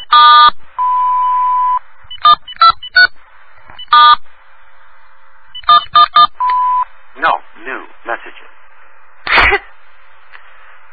Press 1 to play back all messages. Press 2 for other functions.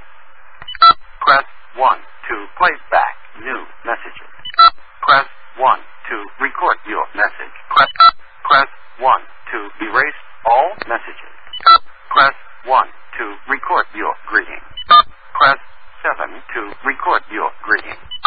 Record greeting after the beep. Hi, Bukaki, this is Long Dong, and you better leave a message after the beep or I'm going to call you back and yell like a maniac. Hi, Bukaki, this is Long Dong, and you better leave a message after the beep or I'm going to call you back and yell like a maniac. Honey. Honey. I called back Long Dong and he wouldn't answer his phone, so I hacked his machine and I changed his outgoing message.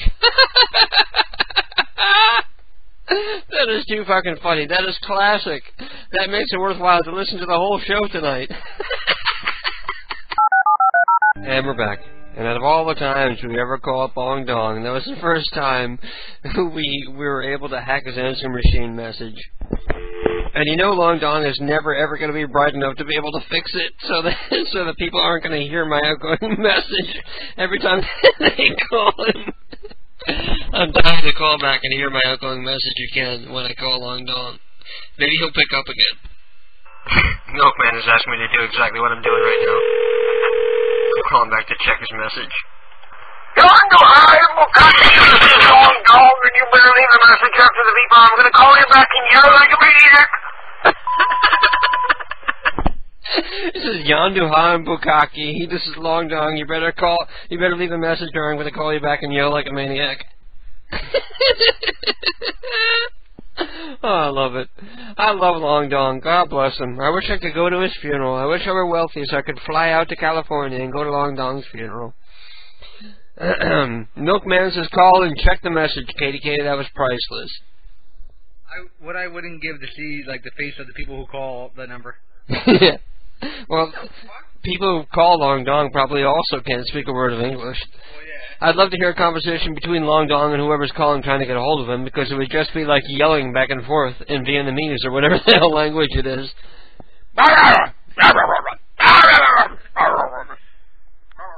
Yeah. Rabble, rabble. Rabble, rabble. Rebel, rebel. Anyway, let me see who else we can call. Here we got, who else have I not called yet? Okay, Katie Kids, Lunatic Fringe, you're on the air. Hello. Hey. Hey, how are you? Everybody, Ryan, Raw Milk from the chat room. And how do you like that? That was the first time we hacked Long Dong's answer machine. That was cool. And you know he's so out of it, he's never going to be able to figure out how to change it. Right. Or maybe he will. Maybe he will. He'll have to have somebody help him. There's no way he'll get it on his own. Really. You know, he's, what is he, 92 years old or something? Oh, really? Yeah, he's hella old. Now I'm feeling guilty about picking on an old guy. There is one number that I wanted to call tonight, but I can't dial it myself. Late last night, somebody went to the forums at kdkprankcalls.com, and mere minutes after they posted it, I was able to find it and take it down. But somebody posted what they claim is Pindar's new unlisted phone number. So if there's anybody out there listening who is willing to dial this number, you know, you can block your number and all that shit so that he can't get you in trouble. But I want somebody to call this number and see if it really is Crazy Pindar's new unlisted phone number, so I can go to Evoms World and post it. Well, Pele K's here visiting me. Oh, is he really? Yep. He's your online hookup that I'm not supposed to call an online hookup. Yeah, he's my boyfriend. Well, there's nothing wrong with saying online hookup, because Keith and I were online hookups to begin with. Right? Yeah, and he's like motioning that he doesn't want to talk. Oh, really? Or is he giving you the cut sign? Yeah. Is he really? So I guess he's never listened to the show before, right? No, he's hearing it tonight for the first time. Can you hear what I'm saying right now? No, because I have it turned down. Okay, so have you guys done the nasty yet? No. Maybe later tonight? I don't know. Well, if you want it, you gotta seize the moment. What is it they say in Dead Poets Society? Well, I think it's Carpe Diem. Huh? Isn't that Carpe Diem? Yeah, Carpe Diem. There you go. Seize the day. Or seize the night, as it would be right now. I think he enjoyed part of the program. He does like it. What's that? He said that he does like it. He's been enjoying it. Oh, he likes the show? Yeah. Oh, that's good. At least we know he's got a sense of humor, then. Yeah, it's important to stay immature, not to take yourself too seriously. Right. Anybody who has a problem with prank calls is really somebody you don't want to be associated with because they got no sense of humor. But it's odd. Sometimes people do have sense of humor. Well, like when I tried to get my ex to call in. Remember back then when I Yeah, you called from his place and he got pissed off because I said that somebody wanted me to do an HIV prank. No. That wasn't my ex. That was There was somebody else? That was a friend of mine. Yeah. Yeah. Even though I wouldn't do the HIV prank, he got mad that I even read it off. Right. But no, this was when I went to DC, visited my ex. Yeah. And he didn't like it. He used to do prank calls with really? Kids. Yeah. And he used to tell me stories about doing them with a friend of his. And then he just sort of didn't like. He said, he went like, oh no, I can't right now. I don't know what do I say, that kind of thing. And I don't know, but he's really like. My ex almost taught me to have a sense of humor because I didn't really as a kid. You know, I took things ultra seriously. Well, you must have had a sense of humor if you're going to Shoutcast and looking for prank calls. Yeah. When they found this you, back when. That's not way back when, though. This is prior to that. Oh, yeah? This is, my ex and I, dated from like when we were 18 until like 22, 23. Wow. And I forget what Pilecki looks like. Can you forward me like a link to pictures of him or something? yeah, well, the MySpace page, you're not going to be able to, because the picture he's got as his main picture has like a charcoal effect on it. It's like white with, like a filter on it that it doesn't, you can't really see the picture too well. And then if you click more pics, you have to be joined. Oh, really? Yeah. But I guess it would be simple to register MySpace and then close it out. Yeah, there you go. Yeah. You ought to post it on the forum so everybody can see. Because everybody who listens knows you, and they're probably interested in what's going on in your life. Right. I've talked to Ellie about it and stuff. Oh, has Ellie seen Pilecki and everything? I don't know if I was able to get her the MySpace link. Am I saying it right? Yeah. Pilecki? Mm-hmm. Yep. So how old is he? He is same age as me. He is awesome. Just 2 months younger. And you found out from a personal ad on a website? No. He read my profile on MySpace. Really? And so you met somebody through MySpace? Yeah, and he liked what I said on there, or what my perspective was, or. That's awesome. And then it's almost like destiny, because MySpace isn't the sort of thing people use to find a partner usually. I wouldn't imagine. It's more of like a networking thing. Yeah. Yeah. So it's cool that you actually met somebody that you're dating through MySpace. Yeah, it's very nice. Mm-hmm. And it's nice. And you were a lonely guy, so you needed somebody anyway. True. So should we do a call? You want to do a call? Yes. Awesome. So let's see who we can call. Let me open up the chat room, and we have we can call up Ma Fanny, an old Asian woman. Okay. Well, what else do you have? We have an old guy. We have an old guy named Michael Killa and an old guy named Brian Punk, and a woman named Hilda Deadweiler.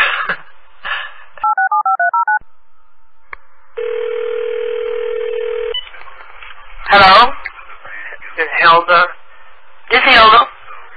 Yeah, did you get the email about they changed the time on the meeting? What meeting? The entomology club. Oh, you must have the wrong number. No, because I know that you have been alienating yourself from the entomology club lately. For who? You've been alienating yourself from the entomology club, and we want. Well, call me some other time. Well, no. Just call her some other time. I've never heard that before. Call her back. You want to call her right back? Yeah. Okay, let's do that. It's some other time. It's 2 minutes later. Okay. That works.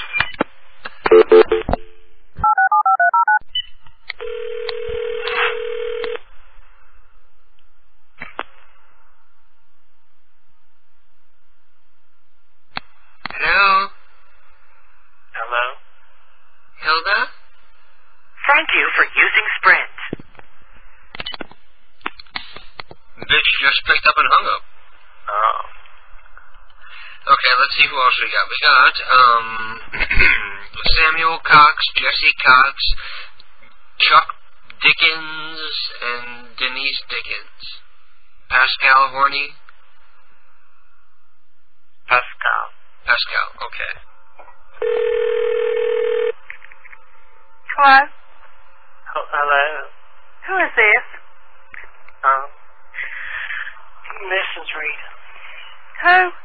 Rita. Rita who? Rita. Rita who? Rita Smith. Quit calling this number.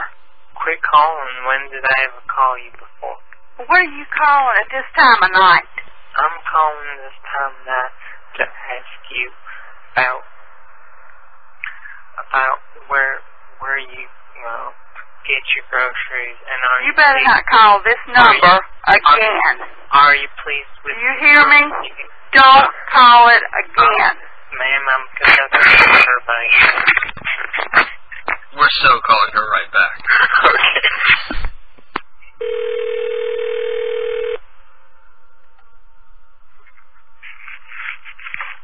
Hello, ma'am. I'm Rita. I was speaking to a lady about grocery, and she hung up on me, and I'm simply trying to conduct a survey. Hello?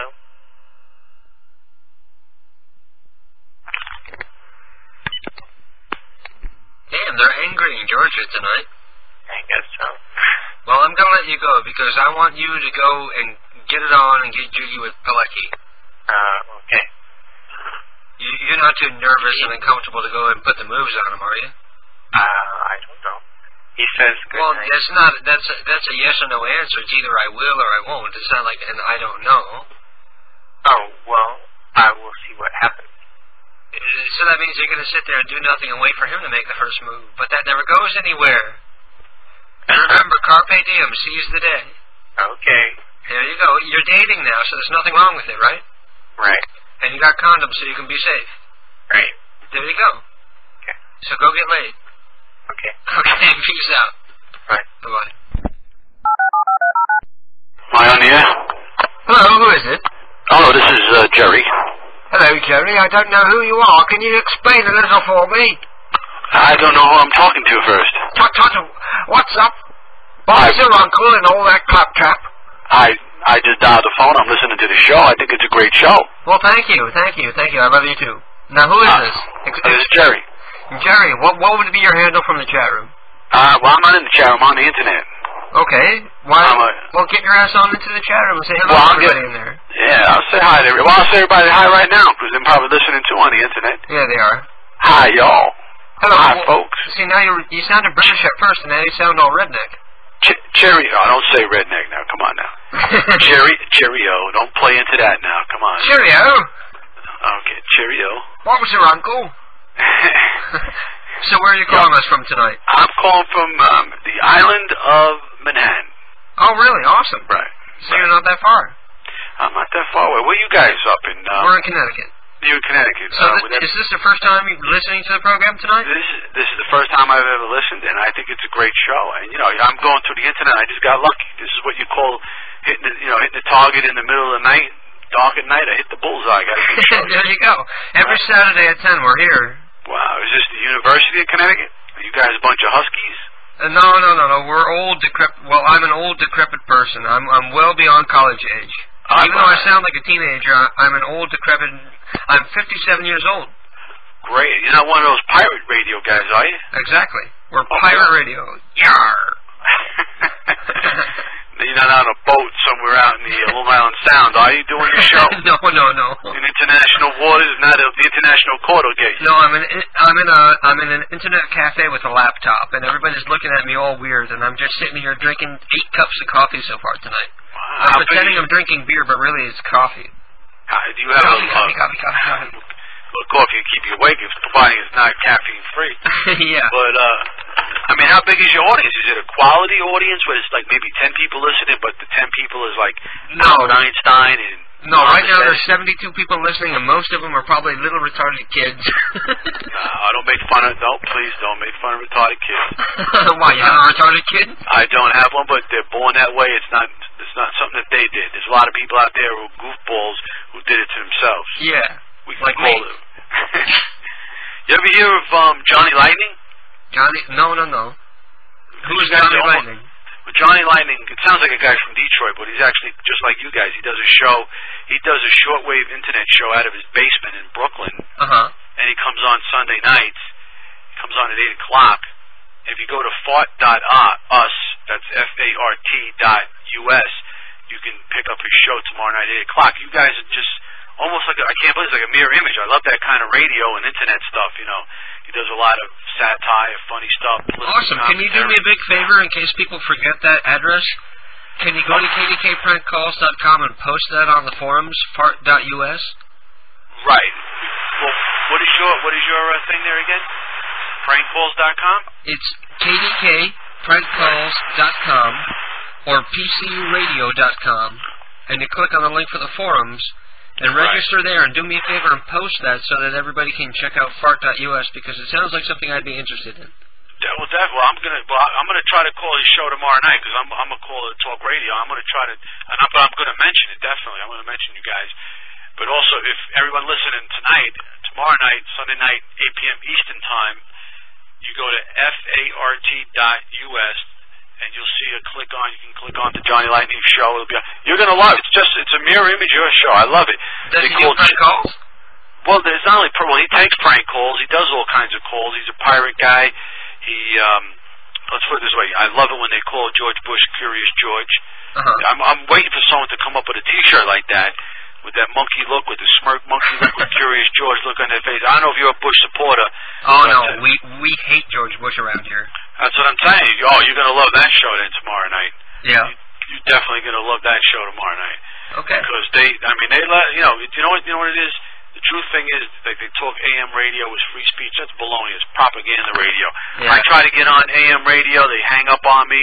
They don't let me on. Then I got to prank them. I'm the world famous pranker to talk radio, you know? I pranked so many shows. I've been on Limbaugh's show. Oh, really? You pranked Hannity? Sure. I think I hold the record for being on Limbaugh's show about 10 times.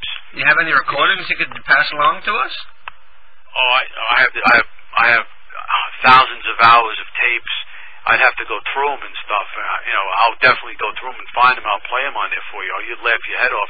I have him one time. Well, he's yelling at me, but I also have his screener yelling at me one time. Because, I'll get on his shows. I'll plug shortwave radio and stuff. I'll tell him throw the illegal aliens out of the country. And I'll tell him, and I called up Limbaugh and I told him, I told Hannity, well, how many talk show hosts have lost their jobs because of NAFTA? Right? None of them. It's just a blue-collar worker. The average American guy, 50 years old, loses his job in an auto plant. And what are we going to tell that 50-year-old guy with 4 kids? To go back to college? That's nonsense. Right. People don't realize you're being hit with propaganda on AM radio.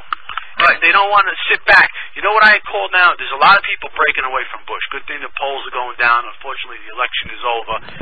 But you know what? I call the people who are still supporting George Bush, I call them the O.J. jury. The facts and the evidence is square in front of their face, and they don't care to ignore it, right? Because their paycheck is coming in, and they're doing well, so they don't give a shit.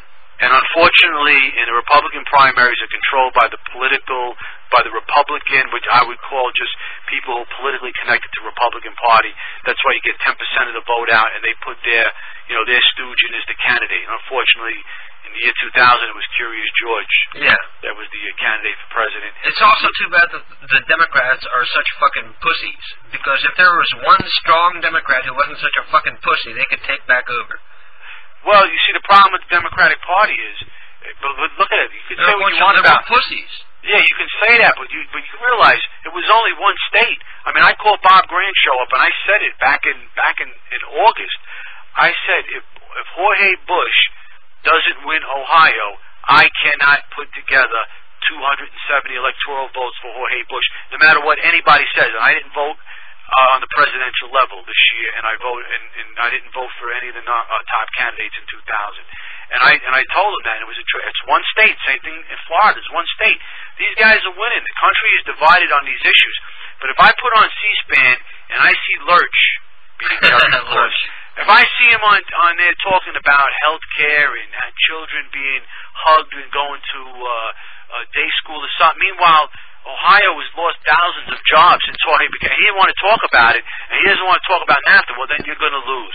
If you don't want to talk about Americans losing jobs, and you don't want to talk about America being invaded by third worlders who are being put in this country by businesses who want to drive down the wages, if you don't want to talk about that, you're going home a loser. The state of Ohio is a Republican state, but in the year 2004 it was very winnable because you know what the problem is? The truth is, on some of the big key issues, there really is no difference between them. It's not that he's a pussy. It's just that Lurch... No, he's a pussy. He didn't take a strong enough stand against the war because that was the big issue. He said, I agree with the war. but I'll manage it differently. Baloney, man. That to me is not taking a stance on the, like you said, is not taking a stance on the war. He was agreeing with him on that. He agreed they were fighting over legalizing the illegal invaders instead of saying round them up and throw them up out of this country. Yeah. And I like to tell the people out there that now, you know, you can go back a few years ago to Congressman Tancredo and maybe Pat Buchanan and even Bob Grant talking about the illegal invasion. Those were like the three big names. Now I'm going to tell people there is some good news out there. The movement to remove the illegals out of this country is now bigger than any one individual, and that is a major, significant step that we haven't seen in years. And I know there's people listening to the show who agree with me. I heard the up in Martha's Vineyard, the great giant liberal schoolyard up there, the kids up there were fighting with the Brazilian aliens in the schoolyard there. Right. So look, folks, it's all over the country. Forget about a simulation. Let me tell these people, you don't voluntarily leave my country. When the right people take power in this country, we're rounding you up, and we're putting you on the next flight out of this country. And that means if you're an illegal Mexican, you might be on your way to Pakistan. That's what's going to happen if you don't voluntarily. Or at least back voluntarily. the fuck to Mexico. That's exactly right. Well, back there, but I can't guarantee you where you're going to go back, but you'll be leaving this country. I got to tell you, in my area, Danbury, Connecticut, there was a rumor on the street that the immigration was coming around to round up all the illegals and ship them all back to wherever the hell they came from. And these people were deserting the streets like cockroaches when you turn on the lights at night. They were hiding everywhere because their biggest fear is to be sent back to the fucking shithole they came from. Exactly. You would have thought they thought they were going to be rounded up and killed rather than be sent back to their own country. They would have rather died than be sent back to their own fucking countries and try to make a difference and make their countries better rather than come here and drag our country down. Right, and they were always waving the flag of their country. If their country was so great, why don't they go back there? And I heard up in Danbury they were going to have a pro-illegal invasion rally up there. Yes, they did, and it went very poorly. You'll be happy to hear it went very poorly, and they had a very low turnout because they were all fucking afraid that the immigration was going to come and send them all back home. Right, but unfortunately, the immigration people are told to hands off. Local police are told hands off. No, actually, it's a very good sign in Danbury. They're becoming very hostile towards the illegals. Well, let's hope they remove them out of there. They're in this country. Remember, people, you go to your Constitution, you go to Article 4, Section 4, it says that the President and the federal government must protect this country against invasion, and they're not doing it. Jorge Bush, and the Congress, federal government are in violation of that thing. They're letting them come in here because they want them in here. They're coming over the Mexican border, coming like jumping out of jelly, jumping beans jumping out of a sack coming in there. And they're flooding this country. And folks, in my America, Vicente Fox would be locked up in shackles and leg irons in a federal penitentiary. He wouldn't be telling us and dictating to us what we should be doing in this country, right? Okay, again, at Guantanamo Bay, that's another thing. That's all diversionary. People should never fall for that. That's a diversion. Everybody has their own version of what good treatment is. We know those prisoners are being fed good. They're being treated good down there. But my version of good treatment would be to pull the military off that base and to fly the B-52s over there. Because those people want to kill Americans, all right? So everybody has their own version of what good treatment is. You know, you don't send them all back home. That's the worst punishment, to send them back to their own shithole. That's what we did. We sent them back home, and several of them went back on the battlefield to fight American soldiers again. So and the truth is, you know why they're calling them insurgents in Iraq? Because they don't want to identify them. Over 50% of the people, those people they call insurgents, are Saudi Arabians. Bush and the media are protecting his buddies in Saudi Arabia. Trained and raised and bred in Saudi Arabia. That's and right. Why the fuck are we at war in Afghanistan when all these fuckers are trained in Saudi Arabia? Why? Because Saudi Arabia has all the oil, and they have a in-bed relationship with the Bush family for decades. That's right. Now, you better believe the Carlyle Group, they all invest in there. The Bushes, the Bin Laden family, the King Kareem Abdullah, whatever his name is, they all have their money in there. And let me tell you something. That Bush is giving a press conference, I believe it's Tuesday night in Fort Bragg, about the war. He should give that press conference at an Exxon Mobil station. That should be the backdrop for his press conference. Because that's why they're in Iraq.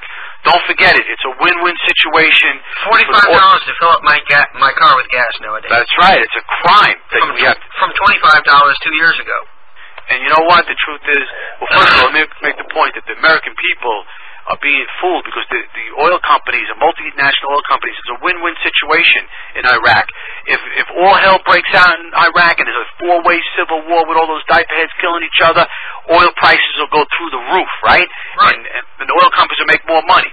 And if they do get a stable government there, which they never will, then they can pump out more oil out there and make money that way. So it's a win-win for the multinational corporations. They will never have a stable government there because those people are pussies and they're not doing anything to try to catch their own terrorists.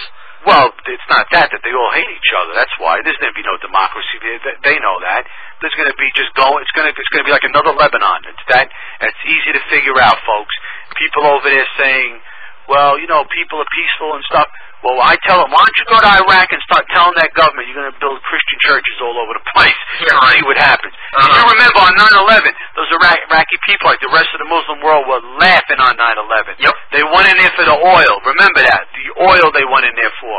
For no other reason but the oil. That's it. That's the bottom line. Well, no, that's not the only reason. It also is a war, Christianity versus Muslim. Well, that too. Well, that's a war. But you're right. That's a worldwide war. Always remember, I tell people because Bush is a complete and total brainwashed, born-again Christian. No, see, make a mistake there. Bush was in Europe last year. Well, let me tell you what Bush said last year in Europe. He said he worshipped. You can get the quote. Go to the lexicon, wherever you go. He said he worships the same God as the Muslims do. Now, wait a minute. Well, that's what they always say. No. You could say you worship this.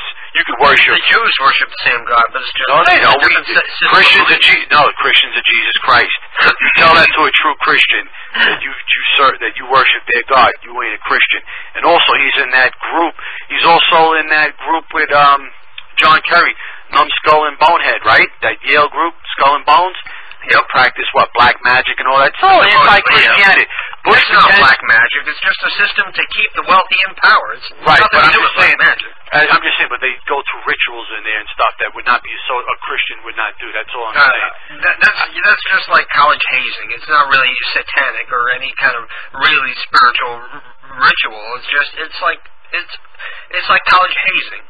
Well, people say that, but it's a secretive group. It's people that are well taken care of, and they do go through rituals in it. You can. Well, yeah, they have rituals. Your local Freemasons have rituals, but the whole goal of it is just to keep the wealthy in power. Right, but the bottom line with Bush is he puts on an act that he's a Christian. I personally believe he is. I personally believe he is not. He's friends. He's in love with the Muslims. What are you kidding? He's a tool. He does whatever people tell him he's supposed to do to win. Pro-abortion is still here with Bush. You know the biggest charities, the two biggest charities of the Bush family are United Negro College Fund and Planned Parenthood. They're phonies. They're just doing that to get the Southern Christian vote. I'm telling you, he's no Christian. I mean, that fits the liberal line. He's a right-wing Christian. So you can justify your hatred. He is not. You check out the Bush family's two biggest charities, United Negro College Fund, Planned Parenthood. That's a Christian.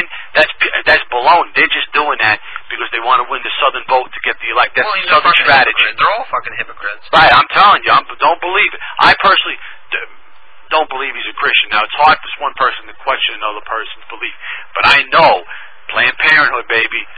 You ain't gonna find no Christian group. You ain't find no Christians in there. I'll tell you that much. Listen, it's been very interesting, and I hate to cut you off, but we're running 10 minutes over, and the show's supposed to be done by now. The show's great. But if you want, I would love to talk to you again next week at 10 p.m. Eastern Standard Time on Saturday. Let's do it, and tomorrow night go to fart.us, and I'm gonna mention you guys. Okay. All right? Okay. Take it easy. Out. Take it easy. Bye-bye. Wow. It was really nice to actually speak to an intelligent person for once on this program. Perhaps my goals are working, trying to get older, more intelligent people to listen to the program. That was very, I know everybody in the chat room is probably complaining that he's not talking about prank calls and bullshit like that, but I found that very entertaining, and bottom line is all that matters is what I like to do. Okay, and we're back here. Let me check back into the chat room and get our final thoughts here. Jeffrey from Kingston, Ontario says hi. He says he supports George W. Bush because he's obviously clearly insane. He says, people like this guy, he makes unions disappear. Like that's a wonderful thing. Strange how he doesn't talk how free trade zones were created because of money-grabbing unions that this guy supports. I am a born-again Christian, and that guy has no clue what he is talking about. Says Ali Project. So, You know what? Anybody who's a born-again Christian has absolutely no place on PCU whatsoever. Stigum says, unban time. I swear on my life I will never copy and paste what someone else says again, please. Mr. Stigum, I don't even remember what your IP was to unban you right now, anyway. Raw Milk says that was Frank Rizzo calling in. Frank Rizzo would have been cursing more and threatening to bash Bush's head in with a ratchet or something like that. Anyway, it's been a fun program, and we've run a little over time, and I'm not in the mood to do a psychobabble tonight, I don't think. So I think I'm going to wrap it up. Wrap it up, I'll take it. Thank you all for listening to the show. Well, maybe I'll be back in a couple minutes, I don't know. I guess I'll decide during the outro whether I'm coming back or not. The balance of liberalism is too far left, says Ali Project. That makes absolutely no sense whatsoever. Analyze what you just said, and you'll realize you're retarded. But we love you anyway. Thank you all for listening. I love you all, even Ali Project. And stay beautiful. Just remember that you're standing on a planet that's evolving and revolving at 900 miles an hour. That's orbiting at 90 miles a second, so it's reckoned, a sun that is the source of all our power. The sun and you and me and all the stars that we can see are moving at 1,000,000 miles a day in an outer spiral arm at 40,000 miles an hour of the galaxy we call the Milky Way.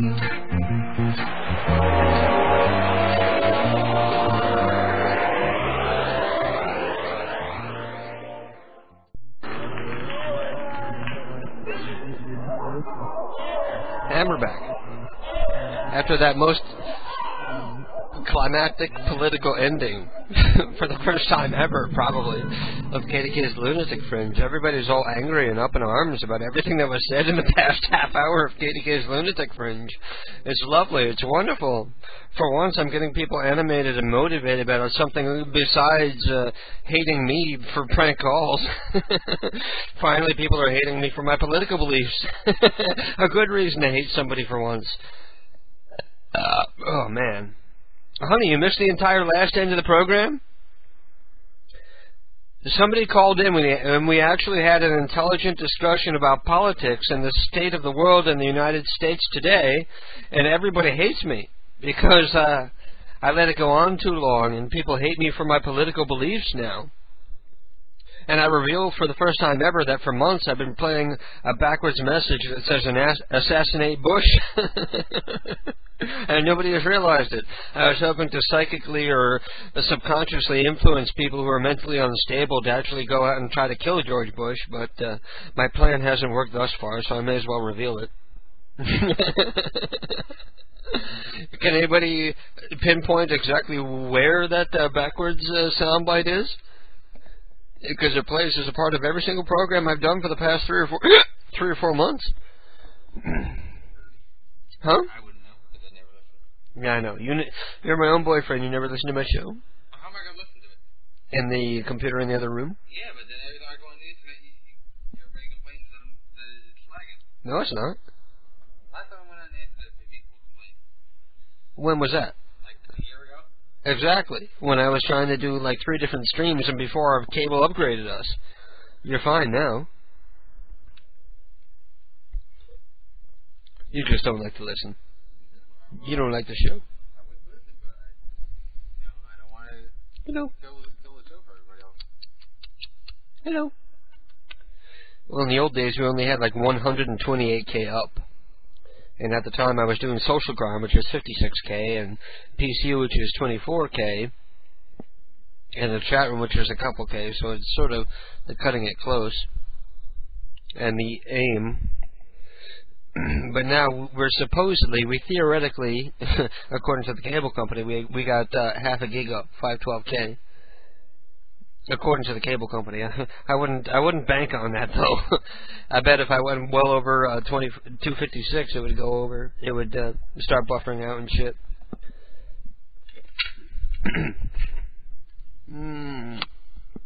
Yes, that's right. That's me kissing my boyfriend in the background, and I'm going to do it again. Now all the people are tuning out saying, "Ew, ew." I'm afraid of gay. Yeah, if I listen, I'll catch the gay. I'm going to catch the gay. Oh. Well, everybody's angry with me about entertaining that last caller for so long, but I found it very refreshing to talk to somebody who wants to talk about something aside from prank calling for once. Somebody who has a political opinion and an intelligent voice to express. It was a breath of fresh air for myself, and other people just don't see that. Too bad you missed that part. You would have probably enjoyed that part, even if we had our differences on certain points. It was still an interesting intellectual conversation. What? Bush. What? All I gotta say is one thing. Fuck Bush. Yes, exactly. Unfortunately, it goes much deeper because Bush is just a puppet of the Republican Party, and that's why I love my shirt. The shirt that Raw Milk actually bought it. We bought one of each for each of us. It's a George Bush shirt saying "Not my president" with the picture of George Bush. Except you drew a bullet hole in his head on yours. Yeah, but everybody loves it. Yeah, everybody loves it. Yeah, I get people like coming up to me, go, "Oh wow, that's a cool shirt. Where'd you get that?" Yeah. To the bus. Like last time I went up to my mother's house, like I had like 5 people stop me at the bus stop because like we had like a 45-minute layover. Because they like the shirt. Yeah. They like the image of George Bush shot in the head. Yeah. Yeah. 5 different people. Like, yeah. Well, actually, I should say more than that because 5 of them was just one family. They all liked it. Really, the whole family appreciated the shirt. Well, just look at it this way. Every time you go to the gas pump, you can thank George Bush because we're in a war now, and the reason why your gas prices are so high is because so much oil is being diverted so that planes can fly over Iraq and keep an eye on the towel heads over there. Sorry if the word towel head offends people, but do they not wear towels on their heads? Is that misinformation? Bed sheets. Bed sheets, yeah. Tablecloths. Yeah, towels. Yeah, that's right. Towels would trap the heat. Maybe they wear like mesh undergarments on their head, like they wear pantyhose. No, I know exactly what it is. It's like very cheap thin fabric. It's like, yeah, kind of like cheesecloth. Yeah, flannel is very hot. No wonder they're so crazy. They're wearing flannel on their heads in the middle of a 120-degree desert. Yeah. No, stop that. Like he would know he lives in the United States. Yeah, but I'm sure he's got relatives. Oh, yeah. I'm sure he's got relatives from the old country. You have relatives from the old country? Does that mean you're getting drunk every day and kissing the Blarney Stone? They're all dead, yeah. They all drank themselves.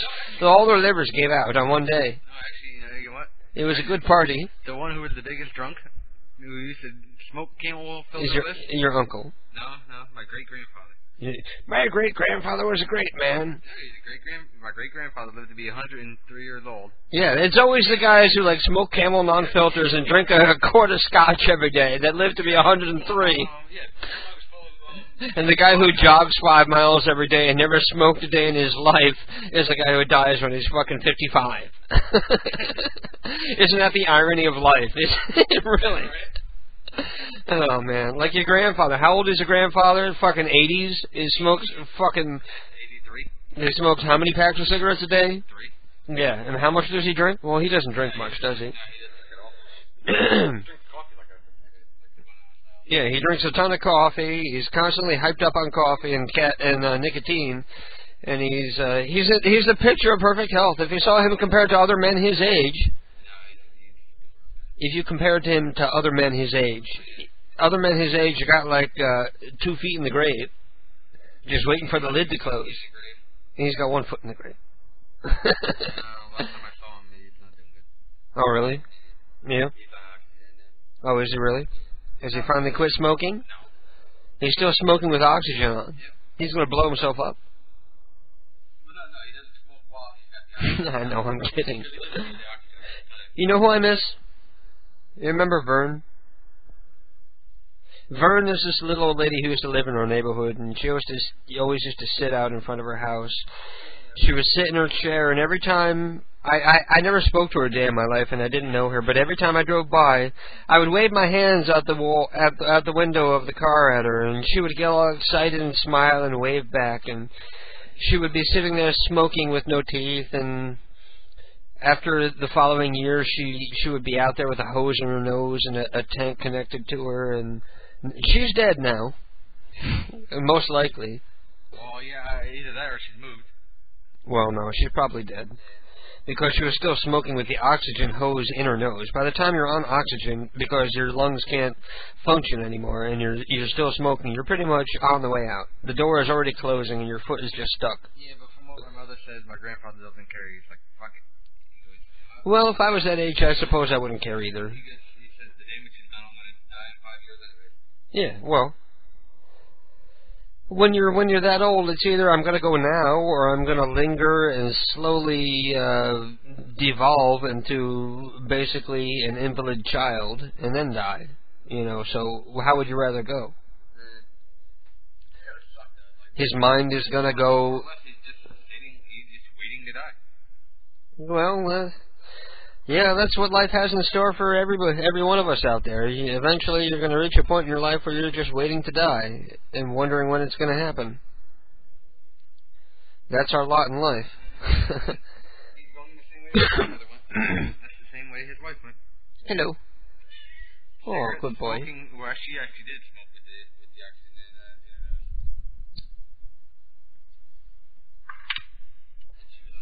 Well, when I get the hose in my nose, I'm going to quit smoking. Yeah, well, it doesn't matter.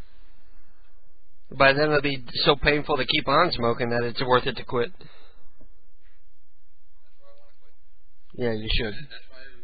Well, you'll cut back by half, so that's good.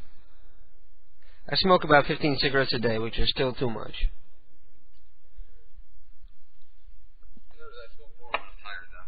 I smoke more when I'm sitting at my computer. Whether I'm drinking or not, if I'm sitting at the computer, I smoke more. Just because it's something to do with my mouth and my hands.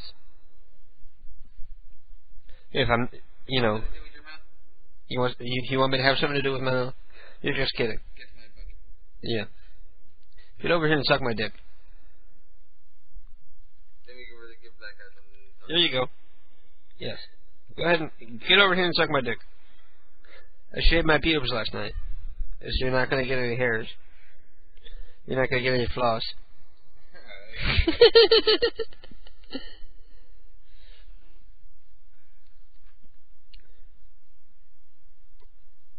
I'm considering whether I should turn the phone lines back on because I turned them on only within the last 45 minutes of the show. And I spent the last half hour talking to somebody about politics. So I'm wondering if I should turn the phone lines back on. But none of you bitches ever donate, so who the fuck is going to pay for it? You know what? Fuck it. The phone lines are staying off because none of you bitches ever go and donate any money to us.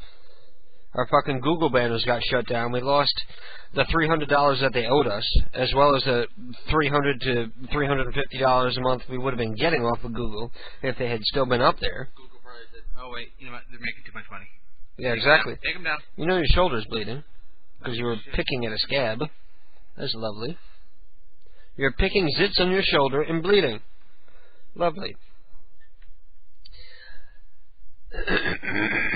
So everybody go to PCUradio.com and click on those banners and go to KDKPrankCalls.com and donate some money. You listen to the show every fucking week.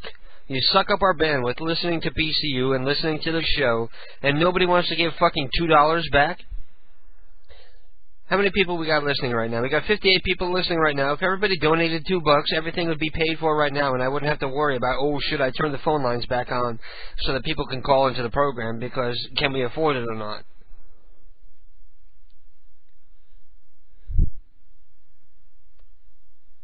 I don't think there's anybody out there that would disbelieve that we're on financial hard times within the next couple months.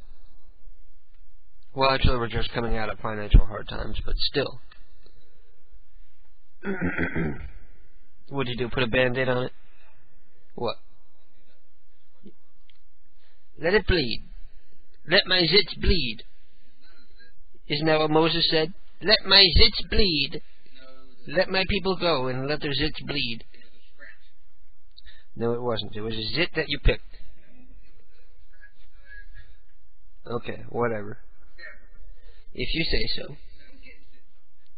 Why not?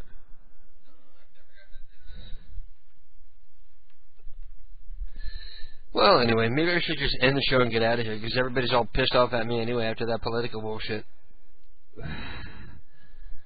Master Stigum is telling me his IP so that I can go and unban him. Let me see if I can unban... Okay, Master Stigum, I'm going to unban you. And I swear to God, if you annoy me again, you are so fucking gone forever. Ali Project says, Dude man, it was it was only an opinion. I come on here for the fun of it, not for the politics.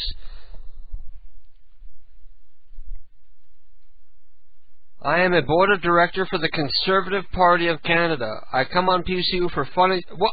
You know what? Yeah, hello, Mr. Fancy Pants. You know what? I don't want anybody from any kind of conservative party listening to this program. From now on, you are forbidden to listen to the show because I don't do this to entertain you. You don't deserve this entertainment. So you are forever forbidden to listen or hang out in the chat room or anything. I won't be offended about born-again Christians. Do you have MSN? Oh, yeah, like I want you to bother me on MSN. Do you know what CD to buy with the George Bush parodies? Good show, though. I enjoyed the calls. I am willing to donate. Okay, well, then I changed my mind. Well, if you're willing to donate, that puts a whole different paint job on things. Well, feel free to hang out with us as long as you donate.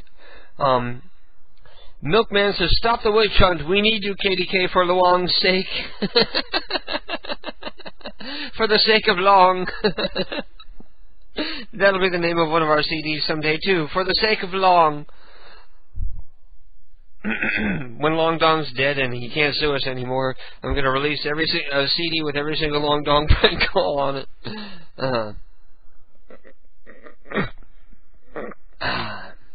Yummy. Anyway, let me close this out. And it looks like there's nothing new coming in. Oh, Milkman said, thanks for great laughs. Very good variety. See, well, at least there's somebody who appreciates the variety. We had the rambling, and we had the prank calls, and we had the funny stories, and we had the political shit. So we pretty much ran the gamut tonight, so how can anybody complain? Right? DCU, can I help you? Hello. Hello, Fran. She's here. Hey, great. Hello? Fran, great news Oh, from I'm you. sorry. Yeah, my granddaughter had me at the store. Hold on a minute, I'll change one. Okay, no Oh, problem. that's not the right phone. Okay, hold on a minute. Okay. There we go. Is that better? That's awesome. Okay. Fran, we're live on the air right now. Okay. And I want to thank you for taking time out of your schedule to Oh, call into certainly. the I'm program. sorry. Uh-huh. Can you hear me okay? Yeah. Everybody, singingpsychic.com. You can go there and read about Fran's long and illustrious career in the field of psychic research. No, we wouldn't call it psychic. Do you do psychic investigations or just... Yeah, I do actually. I have actually I found over 5,000 missing kids through Jesus Christ Helps Me. I'm Christian, and I pray about it, but I got hit by a lumber truck and had a near-death experience a number of years ago, and basically it changed my life, and ever since I've been able to find missing kids and help people with their lives. I got hit by an 18-wheeler. Me and my car, that is. And it's wonderful that you have this gift, but how did the accident happen? Actually, I was in a beauty shop across the street, and they backed into my passenger side. I was waiting till it opened, and they thought I had gone on, and I had this little voice tell me to lay against the driver's door. I would have really been crushed, and I was stacked in lumber from my waist up to the top of my head, and the top of the car was tore off, and we were hanging on the back end of the 18-wheeler, fully loaded with lumber, and in midair. And I had a near-death experience. I went on the other side and saw the angels and my father who passed on. And I heard the Lord, and ever since then I've been able to find missing kids. And I've always been close to the Lord. I've always been a Christian, but that brought me right real close. And I went over the other side and saw the angels, my children down here, and I could see how life's for them. And it looked like if I didn't come back, my daughter would die at 15. If I did, it looked like she lived to be an old lady with 2 kids. And we've got the first grandkid. And now, but congratulations.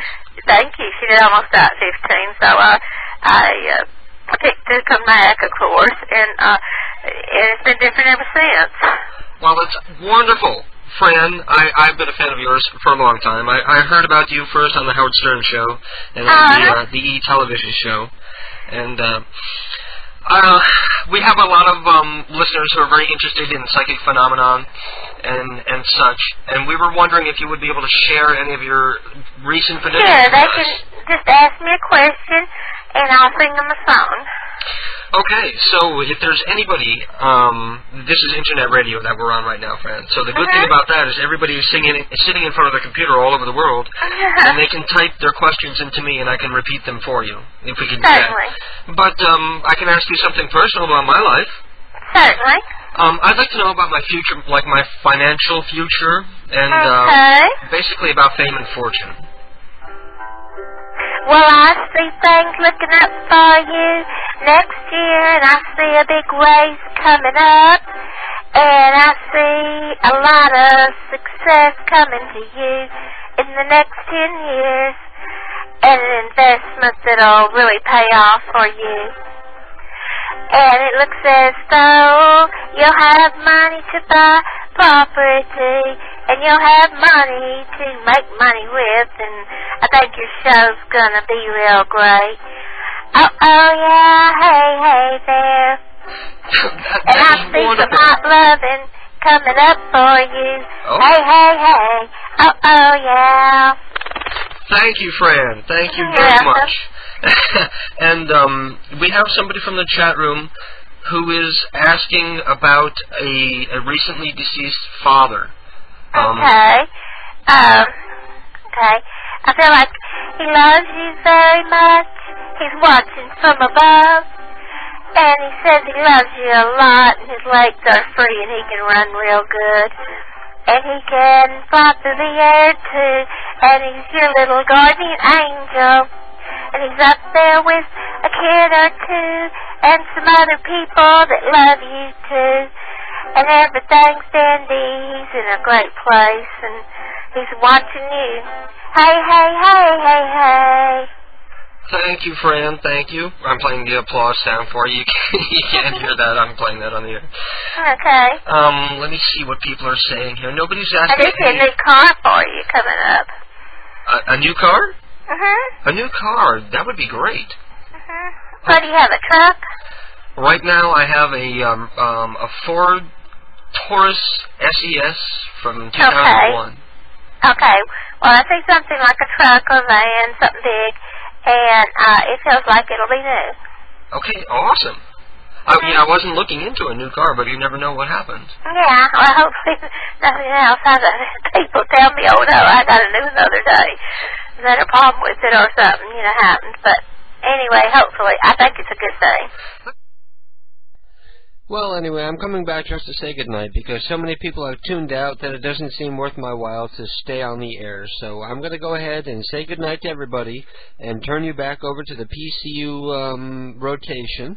So thank you all for listening and tune in again next week, Saturday, 10 p.m. Eastern Standard Time. I thank you all. I love you all. And stay beautiful.